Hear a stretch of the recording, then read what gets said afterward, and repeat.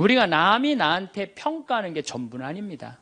자기 소신, 자기 확신, 자기 멋이 있으면은요, 누가 뭐라 그래도 별로 거기에 흔들리지 않아요. 근데 그냥 남들 말에 막 귀 기울이고 그냥 거기에 신경 쓰는 사람은 조금만 뭐가 있어도 화를 내고 자기를 주체하지 못하는 거예요. 루카복음 9장 51절을 보면 예수님이 사마리아를 통해 예루살렘으로 올라가려고 할 때 사마리아 사람들이 예루살렘에 간다는 이유로 예수님을 거부해요. 들어가지 못하게 동네를. 그 동네로 지나가면 지름길로 갈 수 있는데 그러니까 야고보하고 요한이 열받아갖고 뭐라 그러냐면 하늘에서 불을 내려다가 살러버릴까요? 얼마나 열받았으면은 하늘에서 불을 내려다가 살러버릴까요? 그래요. 근데 예수님은 이 둘을 꾸짖고 돌아가세요. 아, 예수님도 돌아가는데 우리가 화가 난다고 그냥 열 지르는 사람마다 전부 다 정면 돌파할 필요는 뭐가 있어요? 참 예수님. 반갑습니다. 오늘은 우리가 화나십니까? 라는 주제로 강의를 하도록 하겠습니다. 만약에 우리가 인생 살아가면서 이 화만 안 내도 우리 인생이 굉장히 평탄할 것 같아요. 근데 가끔 잘 참다가도 그냥 갑자기 한번 화가 나면은 막 모든 게 막 뒤죽박죽 되시지 않으세요? 저는 이 한국 사회를 보면은 화로 꽉 찬 것 같아. 며칠 전에 그 지하철 2호선에서 할머니 한 분이 손자 같은 그 딸을, 손녀 같은 아이를 머리채를 막 힘도 얼마나 좋으신지 그냥 막 하는 모습을 보면서 아, 정말 우리나라에 화가 꽉 차 있구나. 우리 인생을 살아가면서 분노를 억제하지 못하고 돌이킬 수 없는 잘못을 저지를 때가 참 많아요. 홧김에 어떨 때는 부모도 죽여요. 홧김에 남편도 죽이고 홧김에 아내도 죽이고. 그래서 이 화를 잘 다스린다는 게 굉장히 중요한 것 같아요. 그럼 여러분 언제 화가 나요? 화가 나는 건 언제 화가 나냐면 무시당할 때. 남편이 시댁 식구들 앞에서 아니면 성당 모임에서 아, 우리 마누라는 할 줄 아는 게 아무것도 없다. 얼굴이 잘생겼나, 음식을 잘하나, 성격이 좋으나 마음에 드는 게 하나 없다고 정말로 남편이 구박하면은 정말로 속에서 부글부글 끓죠. 예, 내가 누구한테 남편뿐만 아니라 다른 사람한테 내가 무시당할 때 우리는 화가 나요. 여기서 분노가 끌어올리죠. 또 남편들은 또 언제 화가 나요? 이 세상에서 아내한테 구박받을처럼 화날 때가 없는 거예요. 당신 월급이 얼마냐? 우리 뭐 먹고 사냐? 누구 남편은 마누라 밍크코트 해줬대더라. 막 이러면은 남편도 막 홧김에 눈이 확 돌아가는 거죠. 여러분들도 남편, 아내 말고 또 누구한테 화날 때, 누구한테 무시당할 때 화가 나느냐면은 자식한테 무시당할 때 화나는 거예요. 더욱이 기가 막힌 거는 5살, 6살짜리한테 무시당하면요, 막 끌어올라요. 여러분들, 5살, 6살짜리가 막 엄마 말 안 듣고 살살 거짓말 시키면 화나요, 안 나요? 뻔히 이놈이 거짓말 하는 거 아는데도 살살 거짓말 시키면 엄마는 막 화가 나요. 그래갖고 엄마가 막 자백하라고 그러죠. 너 이게 거짓말 아니냐고. 그럼 애는 끝까지 감춰요. 그럼 엄마는 그거 감추는 게 화가 나갖고 애를 막 두들겨 패죠. 근데 사실은 여러분들 그 아이들한테 화나는 거는 애가 문제가 있어서 여러분들 마음 안에 화가 꽉 차 있어서 그래요. 아니 그 5살, 6살짜리가 거짓말하면 얼마나 하겠어요. 그리고 자기가 잘못하면은 거짓말하는 건 인간의 본능이에요. 여러분들 국회의원들 청문회 볼 때 보면 거짓말 해야 안 해요? 장관 후보자들 청문회 할 때 보면 거짓말 해야 안 해요? 아니 그렇게 대단한 자리에 올라간 사람도 거짓말 하는데 5살, 6살짜리가 거짓말한다고 그게 화가 나갖고 두들겨 패고 그러면 안 되죠. 그리고 뻔히 얘가 거짓말하는 거 알면서도 확인한다고 계속 자백해라, 이 진실을 말해라. 내가 보니까 거짓말하는 애가 나쁜 게 아니라 그렇게 몰아채는 엄마가 훨씬 나쁜 거예요. 그래갖고 마음 안에 뭐가 있느냐면은 너 한 번만 걸리기만 해봐라. 내가 가만히 두나 봐라. 그래갖고 한 번 걸리면은 한 번만 걸리기만 해봐라라고 95%의 엄마가 별론데요, 자식들한테. 그리고 걸리면은 두들겨 패는 엄마가 한 50%가 두들겨 팬대요. 어렸을 때 자식들한테. 이게 문제죠. 예. 또 누구 때문에 화가 나요, 여러분들?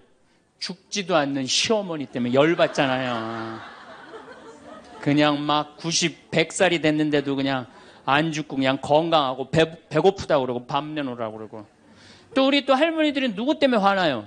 내 마음 몰라주는 며느리 때문에. 그러니까 사실은 화는 어디서 가장 많이 나느냐면 가정 안에서 가장 많이 나는 것 같아요. 다른 데보다는 가정 안에서 자식 때문에, 남편 때문에, 부모 때문에, 아니면 며느리 때문에 화가 나는 거죠.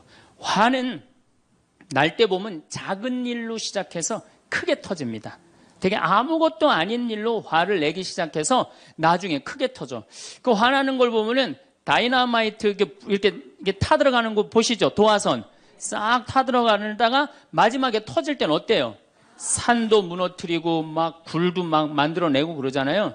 그러니까 우리가 화가 날 때는 그 다이너마이트 도화선에서 살살살살 탈 때 그때 꺼야 돼.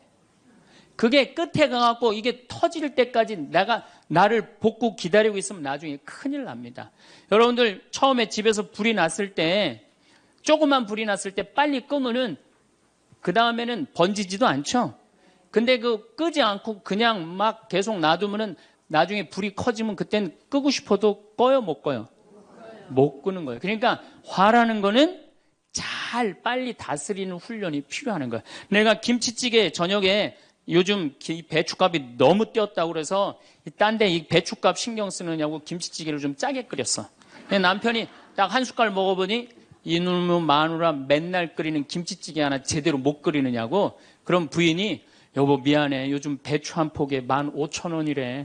그래서 내가 그 어떻게 올 겨울에 김장을 할까 그걸 고민하다가 간 보는 걸 깜빡했어. 그러니까 오늘은 다른 반찬하고 먹으면 다른 날은 내가 맛있게 해줄게. 이렇게 말하는 마누라는 한 명도 없어요. 당신이나 외식 시켜줘 봤어? 아니 김치찌개가 짠 날도 있고 맛있는 날도 있죠. 어떻게 맨날 당신 입에 딱딱 맞춰서 끓여주느냐고. 그럼 남편이 외식도 못 시켜주고 그래서 좀 미안해갖고 다른 반찬하고 먹으면 다행인데 남편 절대 안 지죠. 너는 맨날 집에서 텔레비전만 보고 해는 일이 뭐 있느냐고. 집안 청소를 제대로 하느냐, 반찬을 맛있게 하느냐. 그러면은 부인이 당신이 나 옷 하나 제대로 안 사주고 그래서 나 텔레비전에서 그거 내 아이 쇼핑 하는 거다. 그럼 또 남편이 넌 시집 올 때 해갖고 온 게 뭐가 있는데. 이러면은 점점 김치찌개로 시작해서 부부 능력 시집 올 때까지, 그리고 이제 나중에는 이렇게 사느니 너 죽고 나 죽자. 그래갖고 여러분들 뉴스 보도를 보면요, 자세히 보면요, 이런 뉴스가 굉장히 많이 나요. 아파트 15층에 느닷없이 14층에서 불이 나요. 그래갖고 소방관들이 와서 불을 끄고 주위 사람들 증언을 들어보면은 밤새 고함 소리가 오고 가고 난 뒤 불길이 치솟았다. 그러니까 이제 홧김에 이렇게 사느니 너 죽고 나 죽자. 그래서 이불 방 한가운데다 갖다 놓고 석유 뿌리고 그리고 불 지르는 게 방화의 14%래요. 홧김에 지르는 불이 14%래요. 그 다음에 이 화라는 단어를 보면 불화자야. 여러분들 화가 나면 막 불이 나는 거야, 속에서. 이거를 다스리지 못하고 이거를 끄지 못하면은 우리가 점점 크게. 근데 화는 내면 낼수록 문제가 해결될까요? 문제가 꼬일까요? 화는 내면 낼수록 문제가 꼬여요. 제가 20년 전에 제가 알던 분 시동생이야. 이 양반이 굉장히 다혈질이었어요. 성탄절 전날 불법 유턴을 하다가 걸렸어요. 걸려갖고 정경이 딱 잡아갖고 불법 유턴했습니다. 벌점 15점에 벌금 7만 원입니다. 나는 안 했다. 내가 분명히 봤습니다. 이놈의 새끼 안 했다는데 왜 자꾸 그러느냐? 너 경찰서장이 누구냐? 누굽니다. 그래 마침 친구였나 봐요. 내 친구인데 너 가만히 안 놔두겠다고 귀싸대기를 때렸어요. 정경 귀싸대기를. 그랬더니 정경이 가만히 있어요. 공무집행방해로 철창에 집어넣어버렸어요. 그래서 거기서 길길이 뛰다가 그 자리에서 뇌출혈로 죽었어요. 불법 유턴한 거 하나 때문에. 근데 우리는 그런 일들 참 많아. 옛날에도 공중전화 오래 한다고 그런 사건도 있었죠. 그냥 아무것도 아닌데 그냥 조금만 한 번만 내가 이 고개를 숙이면 되는데. 저도 강의 다니느냐고 멀리 강의 갈 때 시간은 다가오고 차는 막히고 그러면 제가 불법 유턴도 많이 하고 빨간불일 때 건너도 많이 가요. 정말로. 왜냐하면 나를 기다리는 분이 보통 500명, 1000명인 경우가 많잖아요. 서울 올 때가 제일 그럴 때가 많아요. 딱 걸리면은 저는 딱 문 내리고 로만 칼라 딱 보여주면서 제가 뭐라고 그러냐면 정말 미안하다. 내가 불법 유턴한 거, 내가 신호 어긴 거 인정한다. 그렇지만 내가 강의가 있어서 그러니까 좀 잘 좀 봐줘라. 그런 경찰들이 대부분은요, 침 뱉은 거, 안전벨트 안 한 거, 벌점 없는 걸로 끊어주지, 굳이 그거 벌점 매기면서 끊어주는 경찰 없어요. 인생 살아가면서 고개를 한 번만 숙이면은 문제가 해결될 때가 너무 많아요. 근데 그 한 번을 숙이는 게 우리가 안 될 때가 참 많아요. 가끔 잘 하다가도 어느 날 안 숙여지는 날이 있죠. 그거를 숙이는 것을 훈련이 된 사람이 성숙한 사람이에요. 그 사람이 정말로 어디다 내놔도 그 사람 문제 없이 살 사람이에요. 화날 때마다 그냥 막 집어 던지고 막 그러는 사람 주위에 친구 하나도 없어지죠. 또 우리가 언제 화가 나요? 식구 가운데 자기만 손해보고 희생한다고 생각할 때 화나야 안 나요? 오빠는 대학 보내고 나는 고등학교밖에 안 보냈어. 그럼 부모님한테 막 화가 나요 안 나요? 나죠? 성당에서도 화날 때가 언제예요? 나는 성모에서 맨날 부엌에서 그냥 겉절이 김치 담그고 그냥 맨날 하는데 그냥 반찬 다 만들어갖고 내놓으면은 생전 성당에도 안 보이던 여자가 그냥 싹 여우같이 차려입고 와갖고 그거 딱 차려놓은 거 딱 들고 신부님 앞에 딱 가서 거기서 그냥 헤거리고 그거 주워 먹어본 거 보면은 이 식당에서 나는 그냥 완전히 그냥 식순이로 그냥 하다가 그냥 그거 보면 화 나요 안 나요? 나죠? 내가 손해본다고 생각할 때 화가 나는 거예요. 성당 공동체에서 제일 미치는 건 뭐냐 하면은 누군가 자기를 비난하고 다니고 있어. 근데 그 사람이 누군지를 모르겠어. 나를 두고 분명 욕을 하는데 그럴 때 화가 나요 안 나요? 날 때 많죠. 열받는 분 계신가 보다. 내가 시집가서 내 시동생 어버 키우고 대학 보내고 장가 보내고 시누이도 그렇게 시집 다 내보냈어. 그래갖고 정말로 똥구멍이 찢어지게 가난한 집에 이 집에 와갖고 정말 다 이렇게 하고 다 먹고 살 만큼 해놨어. 그런데 환갑이 됐어. 그래갖고 야 내가 시집 와갖고 그렇게 잘해줬는데 내 환갑 때 다이아 반지를 해갖고 올 것이냐 유럽 여행 티켓을 갖고 오실 것이냐 기다리고 있는데 시동생 시누이들이 딱 환갑 때 왔는데 10만 원 봉투에 딱 넣어갖고 왔어. 그거 보면 열 받아요 열 안 받아요? 열 무지하게 받죠. 네.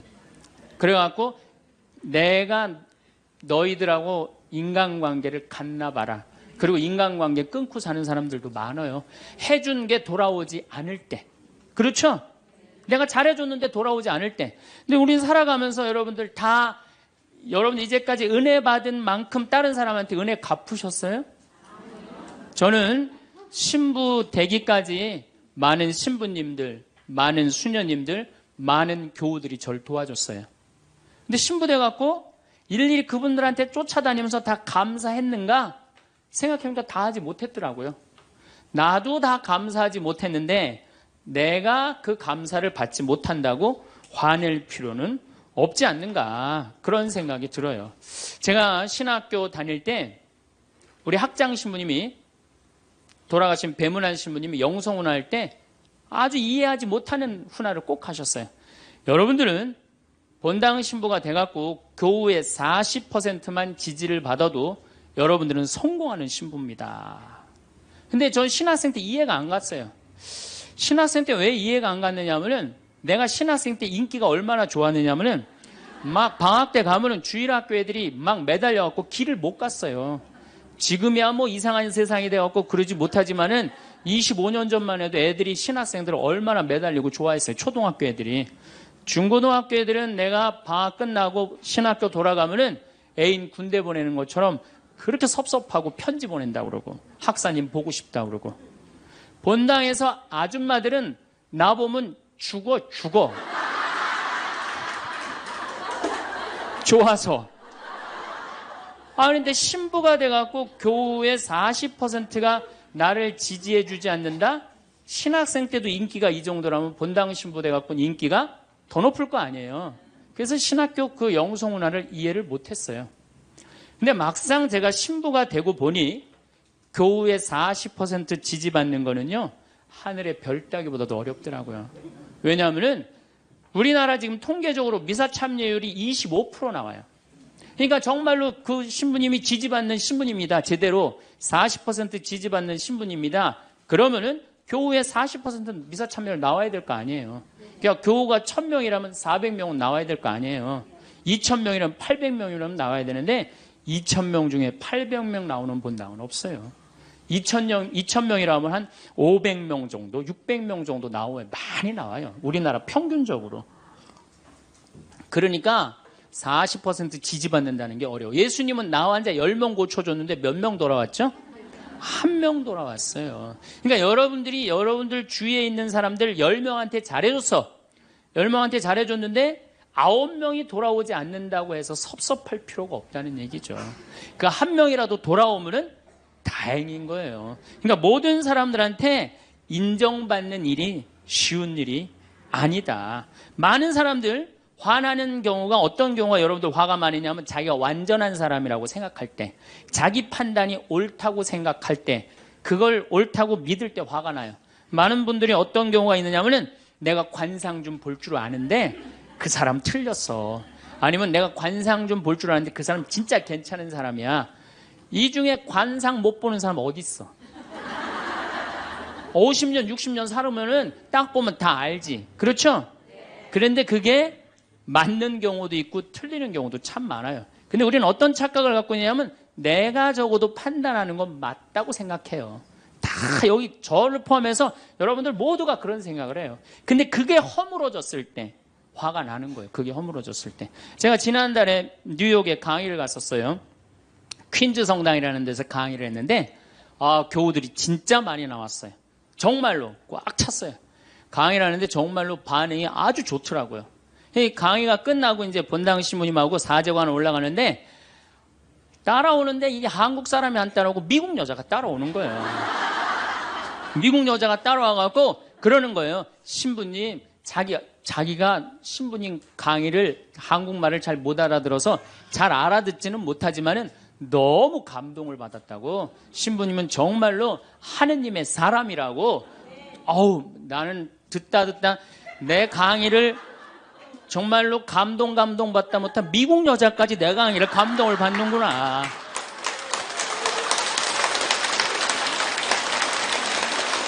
그래갖고 기분이 너무 좋아갖고 이제 그 여자하고 얘기를 하고 있는데 본당 신부님이 자꾸 나를 끄는 거예요. 사정안에 빨리 가자고. 나 지금 미국 여자하고 얘기하는데 지금 본당 신부님이 내 팔을 자꾸 끄는 거예요. 그래갖고 아니 신부님 나 좀 빨리 가자고. 나를 본당 신부님이 가자고 그랬는데 어떻게 가자고 그랬더니 본당 신부님이 조금 지나가더니 신부님이 그러는 거예요. 신부님 저 여자 이거라고 이거.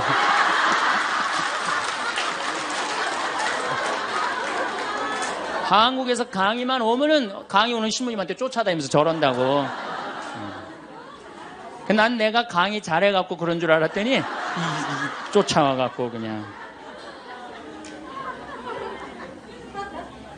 내가 성당 봉사한다고 해서 모두가 나를 알아봐 줄 거라고 착각해서는 안 됩니다. 성당에서 열심히 봉사하는 우리 형제 자매님들 가운데 요셉 형제 없으면 우리 성당 쓰러져. 마리아 자매님 없으면 우리 성모에 없어져. 우리 데레사 자매 없으면 성가대 없어져. 그 말 믿지 마세요. 없어져도 성당 잘 돌아가요. 성가대에서 데레사 자매 빠져도 오히려 더 잘 돼. 그러니까 내가 그렇게 대단한 인정을 받는다고, 내가 그런 자리에 차지한다고 생각하는 그때부터 내가 불행해지기 시작하는 거예요. 제가 늘 가끔 드리는 말씀이지만은 제가 작년 5월 달에 서울 오금동 성당에 강의 갔어요. 강의를 갔는데 그때도 막 많이 모였어요. 여러분들만큼. 그때는 베드로 얘기를 했어요. 베드로가 여러분들 굉장한 분이에요. 만약에 예수님한테 베드로가 없었다면 예수님이 없을 정도로 베드로는 예수님한테 절대적인 존재였어요. 막 그런 얘기를 막 하고 막 그러는데 교우들이 반응이 대단히 좋았어요. 그래갖고 이제 1강의가 끝나고 쉬는 시간이 됐는데 22년생 할머니야. 머리가 하얀 할머니가 자기가 돌아가신 추기경 형님하고 동갑이라는 거예요. 근데 추기경 형님이 항상 자기하고 친한데 동창이라고 그랬다는 거예요. 추기경 형님, 김수환 추기경 형님이. 근데 자기는 그때 할머니가 88살 정도 됐던 걸로 기억이 나요. 88년 동안 살면서 이렇게 훌륭한 신부님 강의 처음 들었다는 거예요. 이야, 내가 정말로 인기가 많은가 보다. 그래갖고 할머니가 신부님 손을 한 번만 잡으면 죽어도 여한이 없다는 거예요. 이제 이 나이에. 그래서 아유, 할머니 감사합니다. 그리고 할머니 손을 잡았는데 이 할머니 하시는 말씀이 난 오늘 우리 차동엽 신부님 손을 잡아서 죽어도 여한이 없다는 거예요. 차동엽 신부님 손을 잡아서.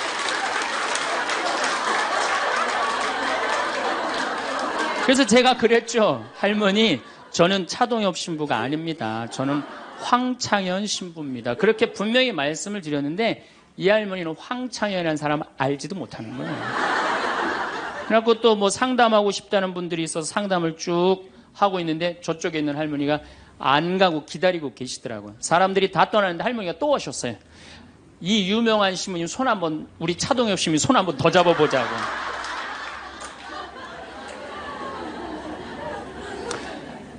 모든 사람들이 나를 인정해주지 않는다 하더라도, 모든 사람들이 나를 알아주지 않는다 하더라도 실망하실 필요 없어요. 그리고 우리가 인생 살아가면서 모든 사람이 나를 인정해주는 일은 없어요. 그러니까 여러분들 가운데 모든 사람이 나를 좋아해. 이분은 사실은 나중에 불행의 씨를 갖고 있는 분이에요. 화의 씨를 갖고 있는 분이에요. 10명 중에 몇 명만 나를 좋아해도 성공해? 4명만 좋아해도 성공한 거예요. 아니, 10명 중에 1명만 나를 믿어줘도 여러분들은 실패한 인생이 아니에요. 9명은 나를 인정하지 않을 수도 있어요. 근데 가끔 나는 우리나라 연예인들을 보면 안타까워요. 연예인들 막 인기가 좋잖아요. 인기가 좋은데 막 따라다니잖아요. 막 따라다니는데 그 연예인들 따라다니는 사람들을 보면은 많이 따라다녀 500명, 1000명이야. 그러면은 국민의 5천만 명의 국민 중에 1000명 따라다니는데 그 1000명 속에서 자기가 인기가 완전히 있는 줄 아는 거예요. 완전히 그 1000명 속에서 파묻혀갖고 4999만 9천명은 그 사람이 누군지도 모를 수 있어요. 그렇지 않아요?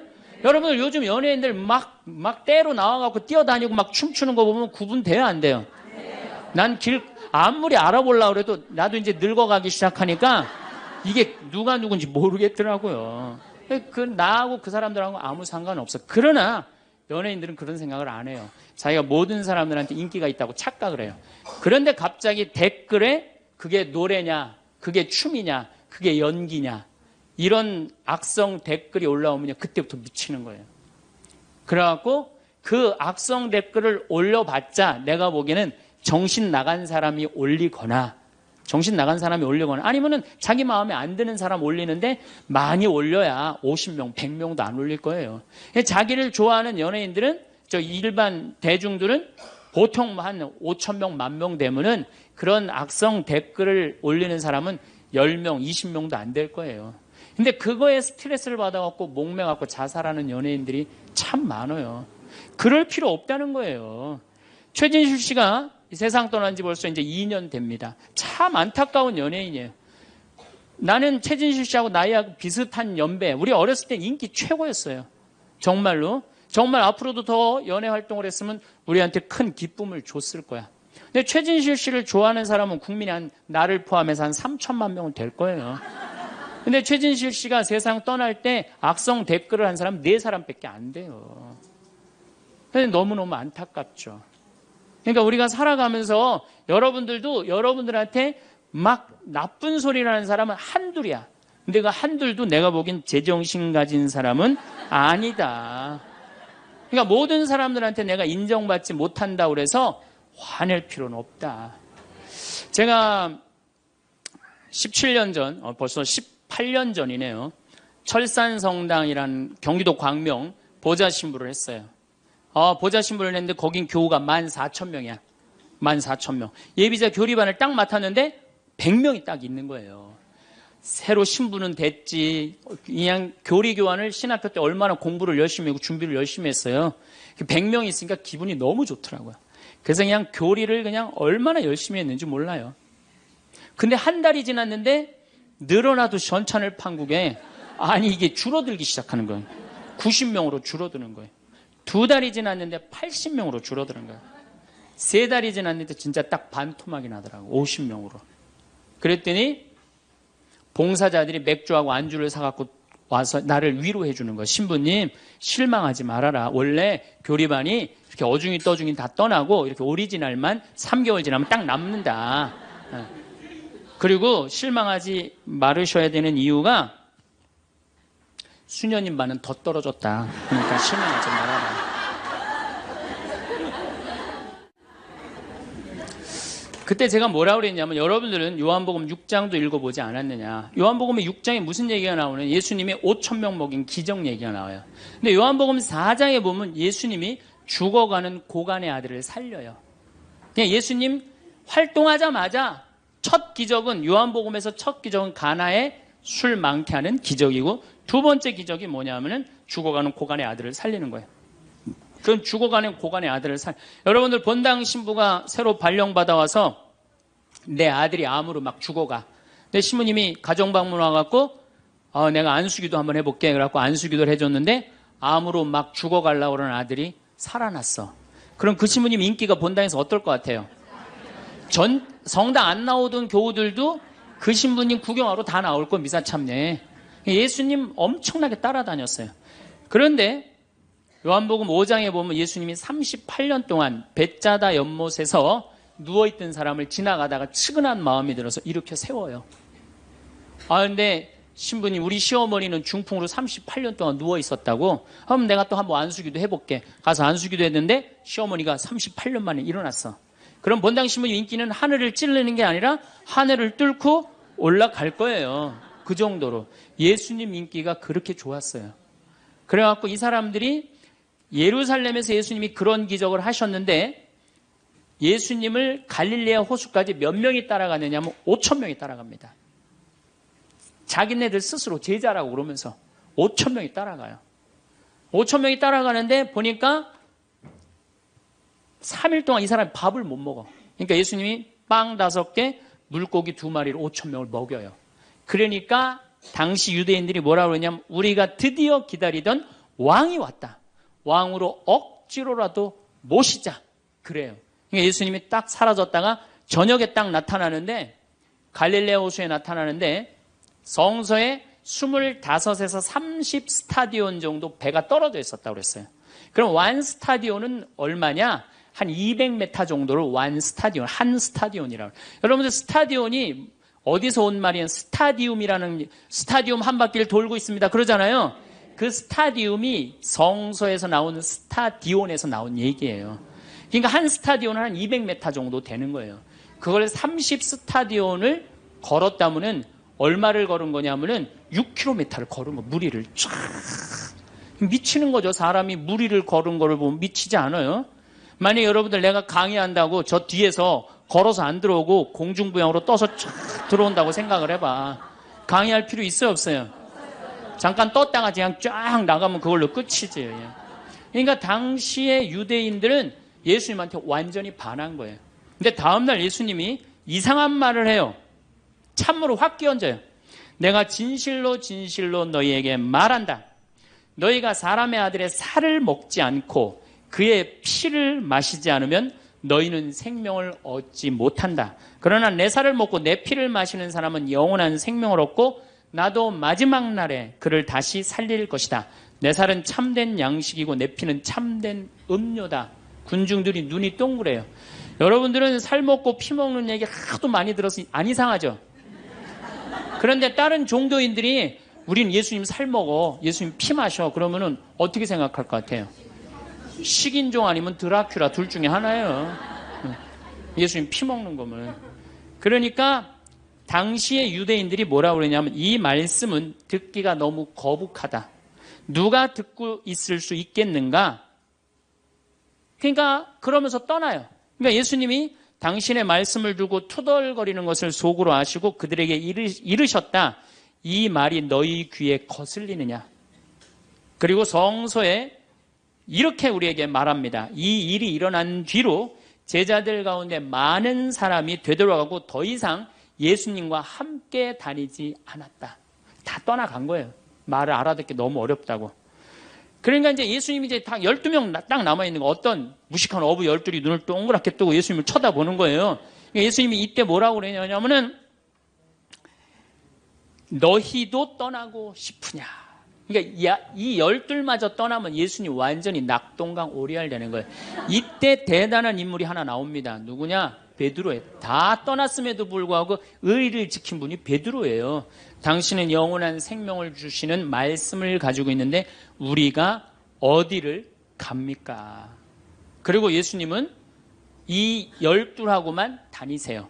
그리고 요한복음 6장 다음에 7장에는 뭐라고 써 있느냐면은 이들이 예수님을 죽이려 함으로 예수님은 더 이상 공식적으로 돌아다니지 않고 몰래 숨어서 갈릴레아만 다니셨다고 그래요. 그러니까 이 12하고만 그냥 돌아다닌 거 죽이려고 그러니까 피해서. 그러니까 예수님 그렇게 죽어가는 고간 아들 살리고 38년 동안 배짜다 연못에 누워있던 사람 살리고 5,000명 먹이고 생 난리를 쳐갖고 막 5,000명이 따라다니다가 결국은 몇 명 건졌느냐? 12명 건진 거예요. 여러분들 5,000명 중에 12명 건진 예수님이 나요? 100명 중에 50명 건진 제가 나요? 누가 나요? 내가 낫지 않아요?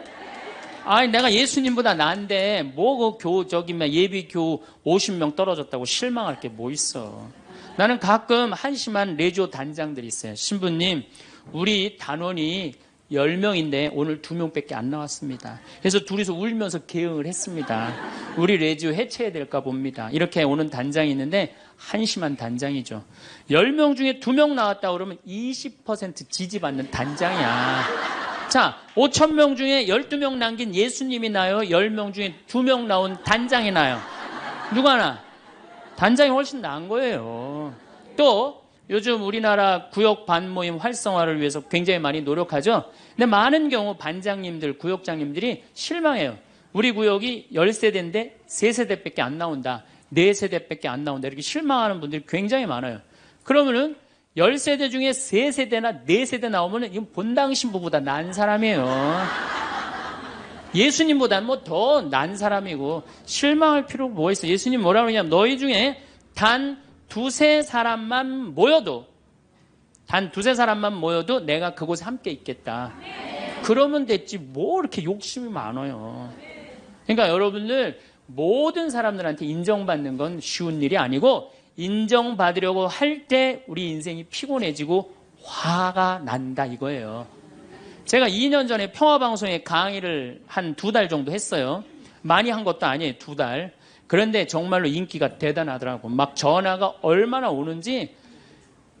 특히 천주교 교우들은 의외로 전화를 안 하더라고. 개신교 성도들이 얼마나 전화를 많이 하는지 몰라요. 신부님 너무너무 설교 좋다고. 예. 천주교 교우들은 왜 전화하느냐 하면은 천주교 교우들은 원래 입이 무겁잖아요.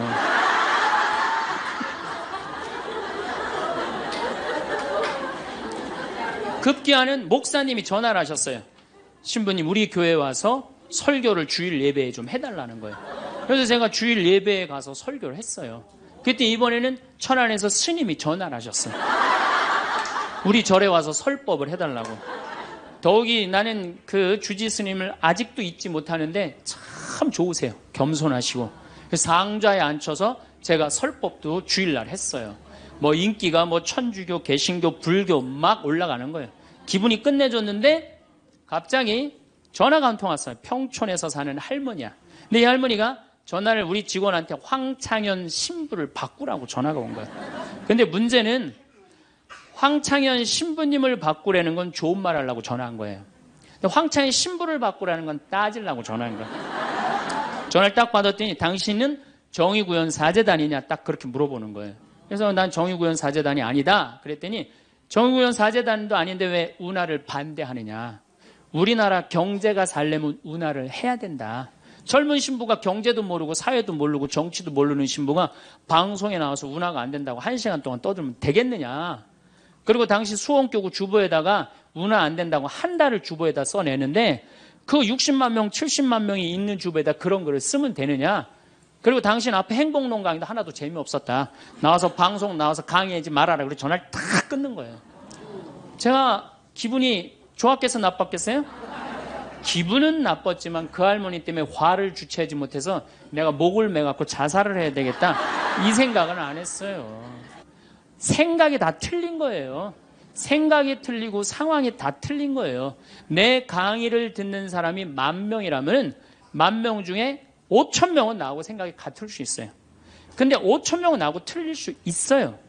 5,000명이 틀리다고 그 5,000명 때문에 화낼 필요는 없다. 아, 나하고 틀릴 수도 있구나, 이렇게 생각하면 마음이 편안하거든요. 근데 그런 것 때문에 뭐 화를 내고 열낼 일이 뭐가 있어요. 또 한 번은 내가 노인에 대한 강의를 했어요. 우리 이제 안 죽는다. 우리 이제 100살까지 산다. 110살까지 산다. 그러니까 자식들한테 재산 물려주지 말고 다 여러분 위해 쓰다가 죽어라. 그리고 통장에 얼마만 남기면 되냐? 500만 원만 남겨라. 500만 원만. 그렇게 마음껏 쓰다가 죽을 때는 돌아다니다 지치면은 그냥 죽을 땐 꼴까닥 죽어라. 네, 이렇게 강의를 했더니 정말로 할머니들이 이번에는 전화를 무지하게 하는 거예요. 너무너무 내 노년을 확실히 알려줘서 고맙다고. 이번엔 순천에 있는 할아버지가 전화를 하셔서, 신부님, 저는 70 먹은 노인인데 침례 교회를 다닙니다. 근데 신부님 강론을 듣고 가슴이 뻥 뚫렸다는 거예요. 내가 남은 인생 30년이나 남았는데 어떻게 살아야 되는지 너무너무 잘 들었다고. 근데 신부님이 다음 주에 이제 돈 다 쓰다가 꼴까닥 죽는 방법을 알려준다고 그랬는데 그 주간에 당신이 어딜 가갖고 못 들었대, 내 강의를. 그래갖고 꼴까닥 죽는 방법을 알려달라고 전화를 했더라. 이야, 정말로 이 순천의 할아버지도 나한테 전화를, 기분이 너무너무 좋더라고요. 근데 하느님은 참 짓궂게도 그 전화 끊자마자 이번에는 저 부산에서 전화가 왔어요. 황창현 신부를 바꾸라고. 전화를 딱 받았더니, 당신이 황창현 신부냐고. 내가 황창현 신부라. 당신 요즘 왜 그런 강의를 방송에서 나와서 해서 집안을 평지 풍파를 일으키는 거야. 그러니까 내 강의를 듣고, 시어머니일 거예요. 시어머니가 내 강의를 듣고 며느리를 불러서 한 소리 한 거지. 나 안 죽는데더라. 너 나 위에서 쓰다가 나 통장에 500만 원만 남길 테니까 나한테 유산 받을 생각 꿈도 꾸지 말아라. 그렇게 이제 얘기를 한 거야. 그러니까 그냥 열받으니까 나한테 전화를 한 거죠. 그런 강의 하지 말라고. 그리고 그 다음에는 한마디 더 하더라고요. 당신 강의하는 거 재수 없다고 그랬죠.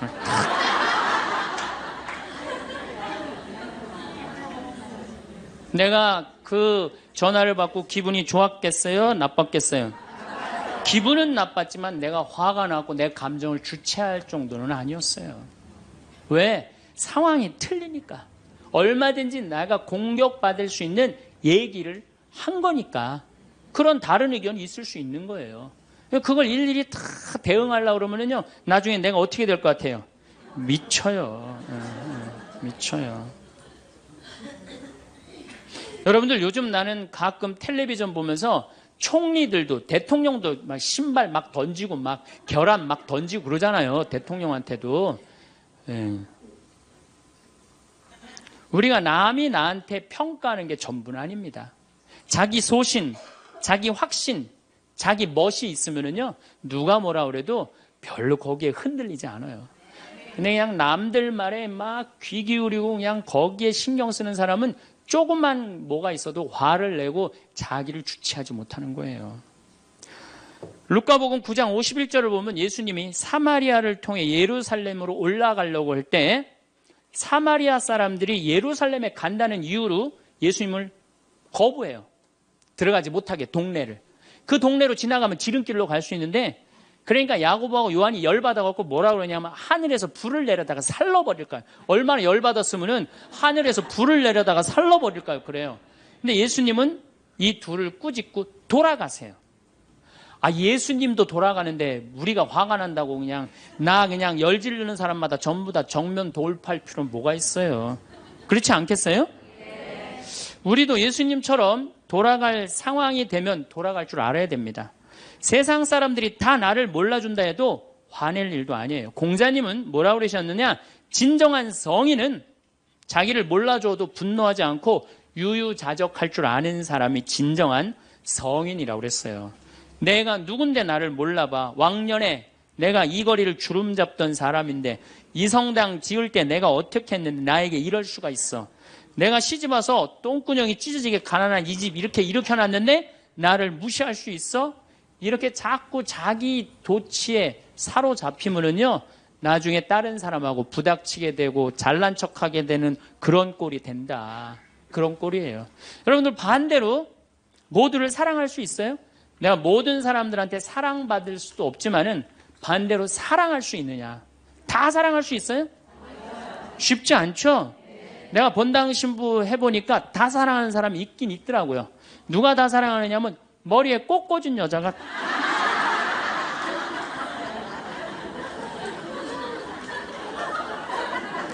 이게 모두를 사랑한다는 게 쉬운 게 아니에요. 근데 우리는 뭐에 지금 세뇌가 되어 있느냐면 성당에 나오면 어떻게 해야 된다고 생각해요? 모두를 사랑해야 된다고 생각하지 않아요? 나를 괴롭히는 사람, 나를 미워하는 사람, 나한테 힘들게 하는 사람 다 사랑해야 된다고 생각해요? 그렇게 생각하잖아요. 그리고 은연중에 그런 교육을 받았어요. 은연중에. 근데 성서에 모두를 사랑하라는 구절은 없어요. 서로 사랑하라고 그랬지 모두를 사랑하라고 하는 구절은 없어요.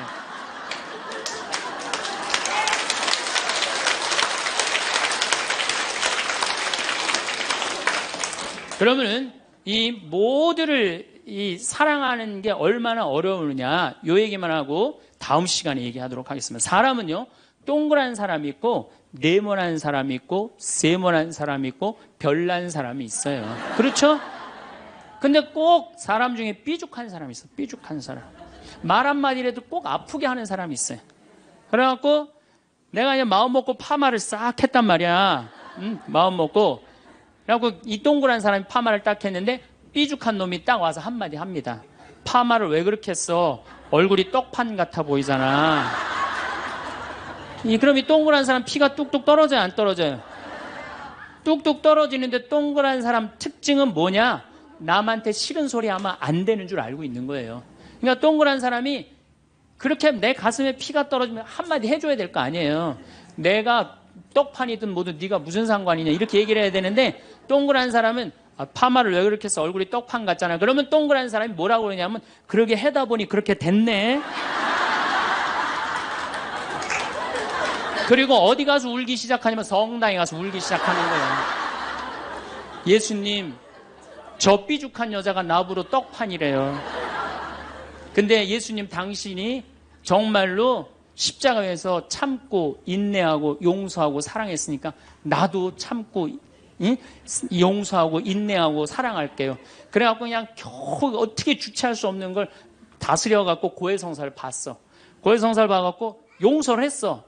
자기하고 예수님하고 신부님하고는 화해를 했는데 그 삐죽한 사람하고는 화해했어 안 했어요? 삐죽한 사람은 찔렀는지도 모르고 몰라요. 그 사람 피가 흐르는지도 몰라요. 그런데 더 동그란 사람 미치는 건 뭐냐면 그렇게 찔러놓고 딴 데 가고 막 헤거리고 또 수다 떨면은 동그란 사람이 속으로 무슨 생각이 들어요? 넌 웃음이 나오니? 난 지금 피가 뚝뚝 흐르는데. 가을이 돼갖고 그냥 또 그냥 마음 먹고 성당을 나왔는데 삐죽한 놈이 동그란 사람한테 한마디 또 합니다. 아니 요즘 남편이 돈 못 벌어?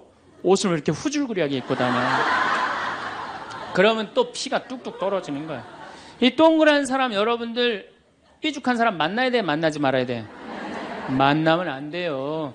이 삐죽한 놈 누구 소개시켜줘야 되냐면 별난 놈 소개시켜줘. 별난 놈. 찔러도 안 나오는 별난 놈. 이런 놈 소개시켜줘야지 어떻게 모두를 사랑할 수 있어요. 그거는 불가능한 얘기예요. 모두를 사랑한다는 거. 그러니까 여러분들 오늘 이후로 나는 모든 사람을 사랑할 것이다. 그러면 나중에 누가 망가지냐면 내가 망가져요. 네, 모두를 사랑하면서 자기가 완전히 망가지는 거예요. 모두를 사랑하면서 기쁨은 다행인데 모두를 사랑하면서 그걸 끌어안느냐고 속에서 부글부글 끓어. 그냥 화가 꽉 차 있는 거죠. 그러면은 다음 시간에 정말 모두를 사랑하는 일이 얼마나 어려운 일인지 이야기 나누도록 하겠습니다. 황창현 신부님의 화가 나십니까? 일부 명강의 재밌게 보셨나요? 신부님께서 말씀하신 내용 중에 화를 다스려야 한다는 말씀이 인상 깊었던 강의였어요. 화가 날 때 참고 마음을 다스리는 데 도움이 되는 명언 공유 드립니다. 마하트마 간디 눈은 세상을 눈먼자로 만들 뿐이다. 달라이 라마 화를 내는 것은 뜨거운 석탄을 손에 쥐고 있는 것과 같다. 그것은 당신을 태울 뿐이다. 마크 트웨인 화를 참을 수 없는 사람은 나약한 사람이다. 화를 내지 않을 수 있는 사람은 강한 사람이다. 에픽테토스 당신을 화나게 하는 것이 아니라 그것에 대한 당신의 생각이 당신을 화나게 한다. 엘버트 아인슈타인 화가 나면 입을 닫고 마음을 열어라. 세네카 분노는 이성을 멀리하는 것이다. 윌리엄 아서워드 화가 나면 열을 세고 매우 화가 나면 100을 세라. 벤저민 프랭클린 화를 참는 것은 좋은 일이지만 이해하고 용서하는 것은 더욱 좋은 일이다. 마하트마 간디 화를 내는 것은 자기가 옳다는 것을 증명하기 위함이 아니라 자기가 잘못을 인정하지 않으려는 것일 뿐이다. 화를 다스리는 데 도움이 되길 바랍니다. 건강과 평온한 함께. 감사합니다.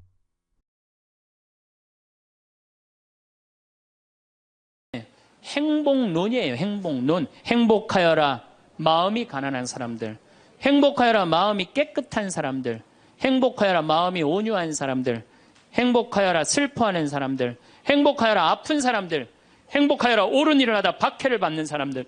너희는 기뻐하고 즐거워하여라. 하늘에 받을 상이 크다. 그러니까 우리 보러 행복하라고 그러는 거예요. 예수님 기쁨을 처음 입을 열어서 하신 거는 행복론이고 마지막에 돌아가실 때는 기쁨이에요. 기쁨. 우리한테 기쁨과 행복을 주고 싶었던 거예요. 근데 그냥 2000년 지나서 와서 보니까 그냥 천주교들 그냥 기쁨과 행복은 온데간데 없고 옷은 다 까먹고 입고 와갖고 앉아갖고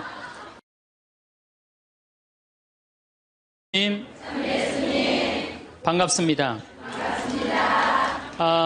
지난주에 이어서 오늘 우리가 정말로 모두를 사랑하는 일이 얼마나 어려운지 제가 지난주에 말씀드렸습니다. 동그란 사람, 네모난 사람, 세모난 사람, 별난 사람. 사람은 다 틀려요.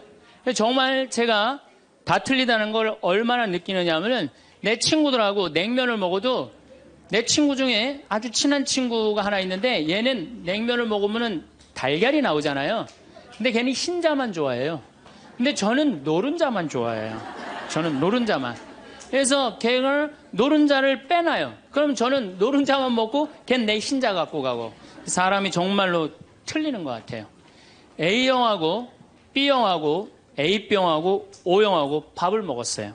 넷이서 밥을 먹었는데 성격이 다른 거죠. 꼭 P의 문제가 아니라 유형 이렇게 뭐 별 유형이 다 있듯이. 근데 보통 A병이 자기 하고 싶은 대로 한대잖아요. 그러니까 그냥 밥을 먹다가 승질이 났는지 어땠는지 숟가락을 내더니 확 나가버렸어요. 그랬더니 오지랖 넓은 O형이 궁금한 거예요. 앉아서 밥을 먹을 수가 없는 거예요. 제가 왜 나갔는지. 숟가락을 놓고 따라 나갔어요. 무슨 일인지 알아보려고. B형은 그러거나 말거나 주변에 신경을 안 써요. 나만 편안하면 되는 거야. 밥을 그냥 먹는 거예요. 계속 상관하지 않고. 그랬더니 소심한 A형이 밥이 안 넘어가는 거예요. 그래갖고 아무 신경도 안 쓰고 밥을 먹는 B형을 쿡쿡 찔르면서 한마디 합니다. 혹시 제 A병 나 때문에 삐져서 나간 거 아니냐. 그러니까 신경 쓰지 말아야 되는 건데도 신경을 다 쓰는 거예요. 우리 이렇게 교우들 중에 굳이 내가 저 사람 이렇게 고민하고 괴로워하는 것까지 내 탓이 아닌데도 뭐 성당에서 뭐가 일이 잘못되면 다 누구 탓인 것 같아? 다 내 탓인 것 같아.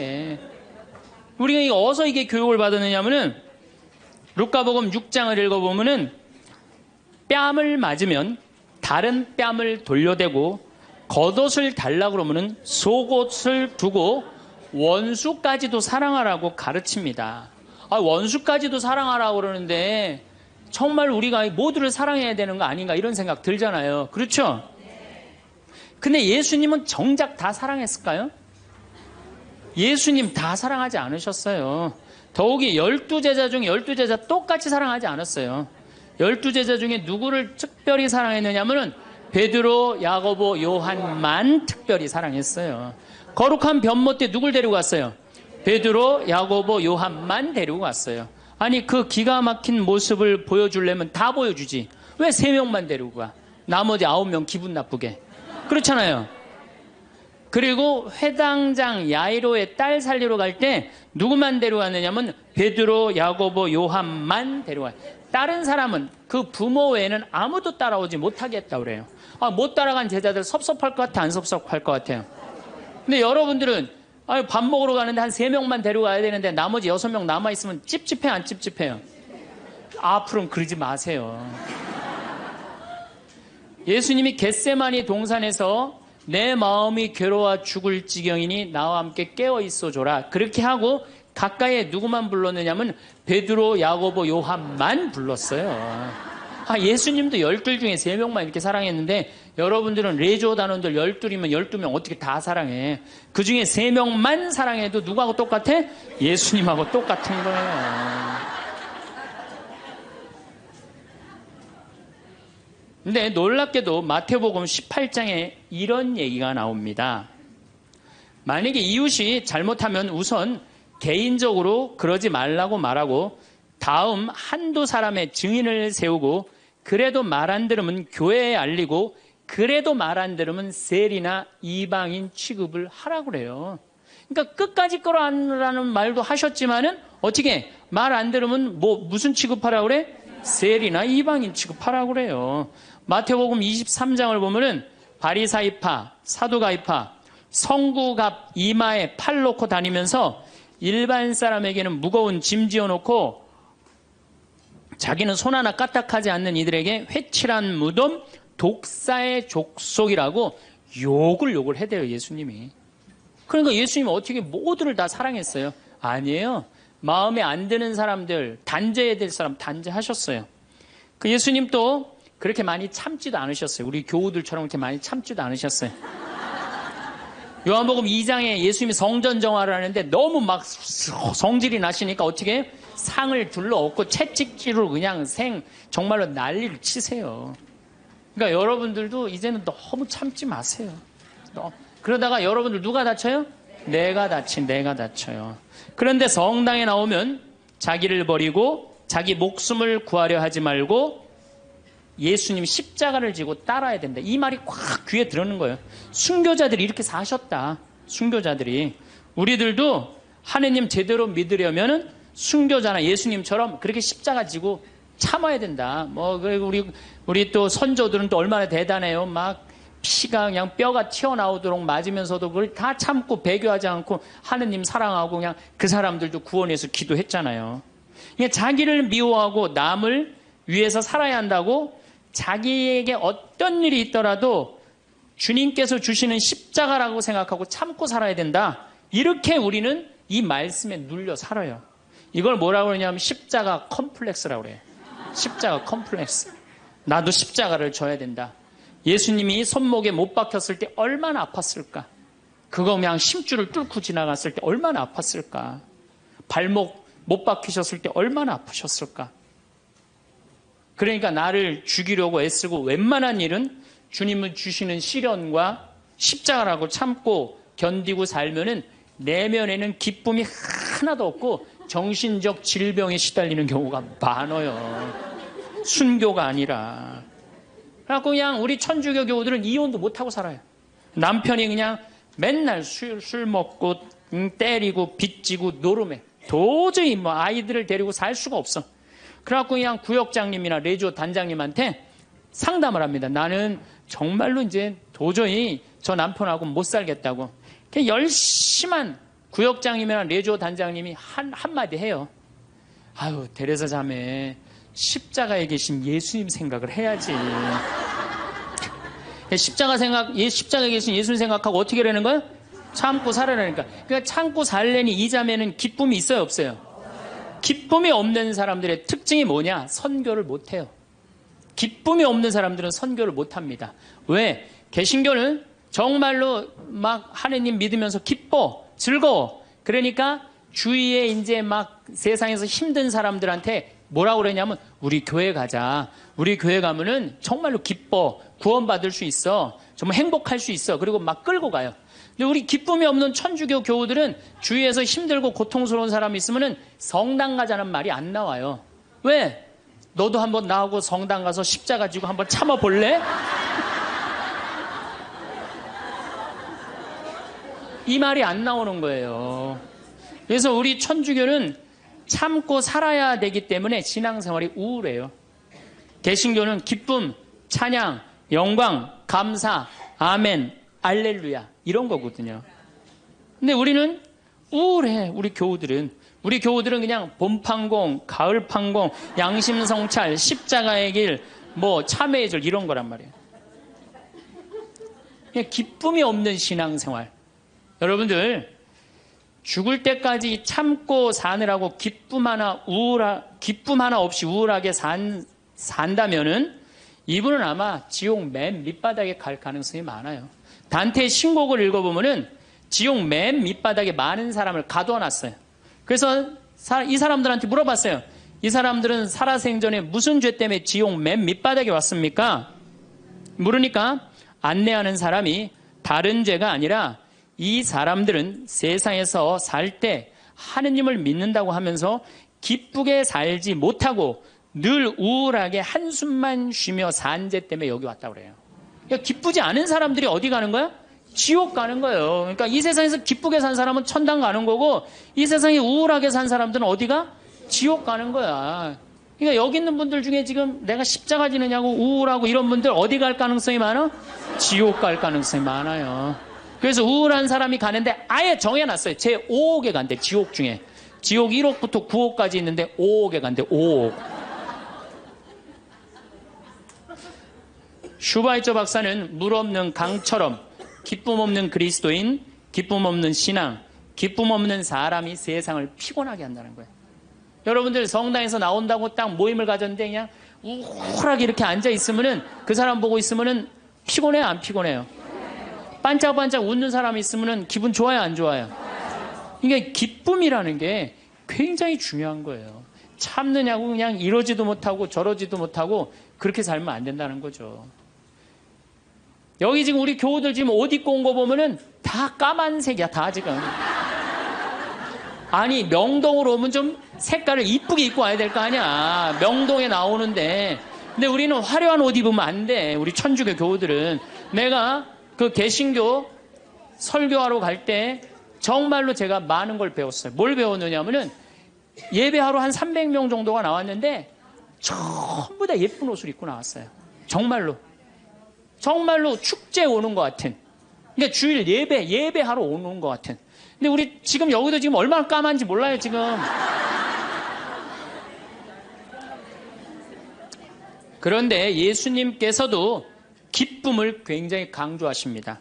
저는 요한복음 13장, 14장, 15장, 16장, 17장, 18장 이거 여러분들 꼭 한번 묵상해 보세요. 왜 이걸 묵상해야 되느냐? 요한복음 13장에 예수님이 제자들의 발을 씻어줘요. 발을 씻어주고 최후의 만찬을 하세요.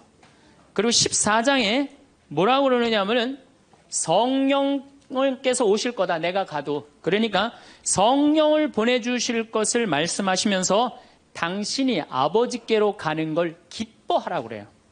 이제 곧 18장이면 잡히실 거거든요. 잡히실 것인데도 불구하고 예수님은 제자들하고 마지막 작별 유언을 하면서 기쁨에 대해서 말씀을 하세요. 기뻐해라. 요한복음 15장에는 나는 포도나무요 너희는 가지로다. 너희들은 나한테 붙어 있어라. 그래야만이 많은 열매를 맺는다. 이 말씀을 하세요. 11장에 이런 말씀을 하세요. 내가 이 말을 한 것은 내 기쁨을 같이 나누어 너희 마음에 기쁨이 넘치게 하려는 것이다. 아니, 이게 오늘 저녁에 붙잡혀서 돌아가실 예수님 입에서 나올 말이에요. 그런데 예수님이 지금 돌아가심에도 불구하고 마음이 기쁘신 거예요. 그래서 내 기쁨을 너희에게 흘러 넘치게 하려는 것이다. 그러니까 죽기 전에도 기쁘셨던 거예요, 예수님은. 왜? 뭐가 열리니까? 천국문이 열리니까. 16장 22절에는 진리의 성령을 보내주실 것을 다시 한번 약속하시면서 내가 다시 너희와 만나게 될 때에는 너희 마음은 기쁨에 넘칠 것이며 그 기쁨은 아무도 빼앗아가지 못할 것이다. 구하여라 받을 것이다. 너희는 기쁨에 넘칠 것이다. 예수님은 장마다 말씀하시네. 13장, 14장, 15장에 걸쳐서 16장에 걸쳐서도 말씀하시고 17장에 아버지 이 사람들이 하나 되게 해주십시오. 아버지와 나는 하나입니다. 많이 들어봤죠? 이 말씀 끝에 이렇게 말씀하세요. 지금 나는 아버지께로 갑니다. 아직 세상에 있으면서 이 말씀을 드리는 것은 이 사람들이 내 기쁨을 마음껏 누리게 하려는 것입니다. 성서에 보면 온통 기쁨밖에 없는 거예요. 기쁨. 아니 지금 저 18장이면 잡으셔서 돌아가실 분이 마지막 유언에 마지막으로 하신 말씀이 뭐예요? 기쁨이에요. 기쁨. 그렇다면 여러분들은 신앙생활하면서 기뻐야 되지 않아요? 기뻐야 되는데 왜 이렇게 우울해? 왜 이렇게 청승을 떠냐 이거예요. 데살로니가 전서 5장 16절에 유명한 얘기죠. 항상 기뻐하시오. 그렇죠? 끊임없이 기도하시오. 어떤 처지에서든 감사하시오. 저는요, 이 구절보다 더 중요한 구절이 있어요. 그 다음 구절이 이것이 우리 주 예수 그리스도를 통하여 드러내신 하느님 아버지의 뜻입니다. 그러니까 여러분들이 항상 기뻐하고 어떤 처지에서든 감사하고 끊임없이 기도하는 것은 누가 예수님을 통하여 드러내신 누구의 뜻이야? 하느님의. 그러니까 기쁨과 감사는 우리의 본질이에요. 본질. 그러니까 우리가 신앙생활에 기뻐야 돼요. 필립보서 4장 4절 이 베드로 바오로 사도가 감옥에 갇혀서 쓴 거래요. 유명한 얘기예요. 주님 안에서 항상 기뻐하십시오. 다시 말합니다. 기뻐하십시오. 그래서 필립비서에 기뻐하라는 말을 16번이나 해요. 16번이나. 그리스도 안에서 기뻐하라고. 그러니까 여러분들은 신앙생활하면서 기뻐야 돼. 예수님이 일생 수고순환하셨기에 우리도 일생 수고순환해야 된다고 이야기하는 사람들 이거 잘못 알고 있는 거예요. 여러분들 신앙생활은 기뻐야 돼. 우리 천주교 교우들은 무조건 우리는 우울하게 해야 돼. 누가 강력하게 우리 가운데 앞에 있어? 십자가가 있으니까. 그러니까 성가를 들어봐도요 미쳐요. 이제 조금 있으면 대림절 시작되는데 대림절 때 내가 제일 복장 터지는 성가가 뭐냐면 구세주 빨리 오사 이 성가예요. 이 노래를 어떻게 부르느냐면 구세주 빨리 오사 어두움을 없이 하며 동정 마리아에서 탄생하옵소서 이렇게 부른단 말이야. 근데 이 노래는 이렇게 부르면 절대 안 돼요. 이 노래는 목 갖춘 마디로 시작해서 8분의 6박자야. 강량약, 중강량약. 이거 춤추듯이 불러야 되는 거예요. 어떻게 불러야 되느냐면 구세주 빨리 오사 어둠을 없이 하며 동정 마리아에서 탄생하옵소서 이렇게 불러야 되는데 우리 교우들은 어떻게 부르느냐면 원조들이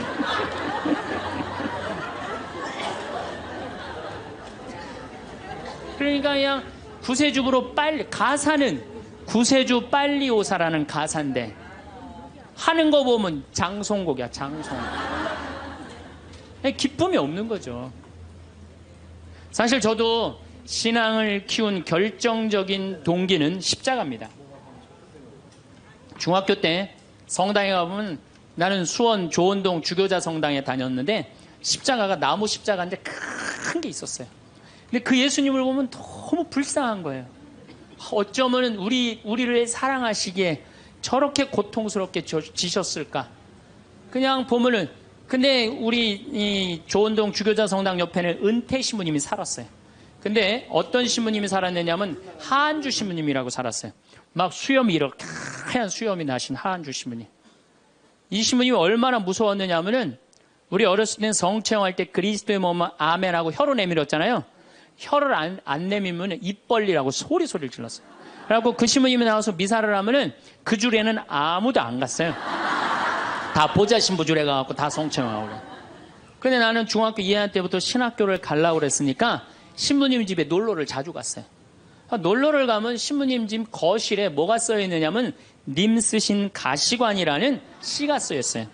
님의 전생애가 마냥 슬펐기에 님 쓰신 가시관을 나도 쓰고 살으리라. 이긴 날 님이 날 보시고 임이 보시고 날 닮았다 하소서. 이튿날 나를 보시고 임 닮았다 하소서. 이 세상 다할 때까지 당신만을 따르리라. 그 시를 보는데 가슴에 팍 와닿더라고요. 님의 전생애가 마냥 슬펐기에. 얼마나 이게 이 중학생 그 가슴에 와닿아요. 우리 님이 한 번도 기쁘지 않고 전생애가 마냥 슬펐기에 나도 님 쓰신 가시관을 나도 쓰고 살으리라. 얼마나 이게 가슴에 와닿아요. 여러분도 그렇지 않아요? 전생애가 고통스러웠더니 불쌍하지 않아 예수님? 그래갖고 나도 그 님의 전생애가 마냥 슬펐기에 님 쓰신 가시관을 나도 쓰고 살으리라. 그거 하려고 신학교 들어갔어요. 신학교 들어갔더니 이번에는 신학교에서 신상옥이라는 친구가 지금도 활동 열심히 하고 있죠. 이걸 곡으로 써놨는데 기가 막힌 거예요. 우리 신학생들이 파티하고 축제 끝나면은 맨날 맨 마지막에 우리 신학생들이 이렇게 어깨동무하고 부른 노래가 이 노래예요. 비장하게 부르는 거죠. 왜? 이 세상 다할 때까지 당신만 따른다고 신학생 포기하지 않고 신부로 살고 죽을 때까지 당신만 따르리라. 그러니까 어깨동무하고 어떻게 부르느냐? 님은 전생애가 마냥 슬펐기에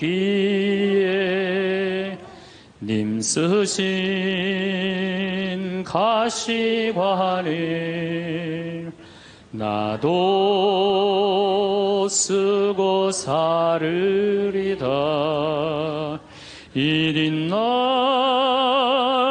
님이 보시고 날 닮았다 하소서. 이튿날 나를 보시고 임 닮았다 하소서. 이 세상 다할 때까지 당신만 따르리라.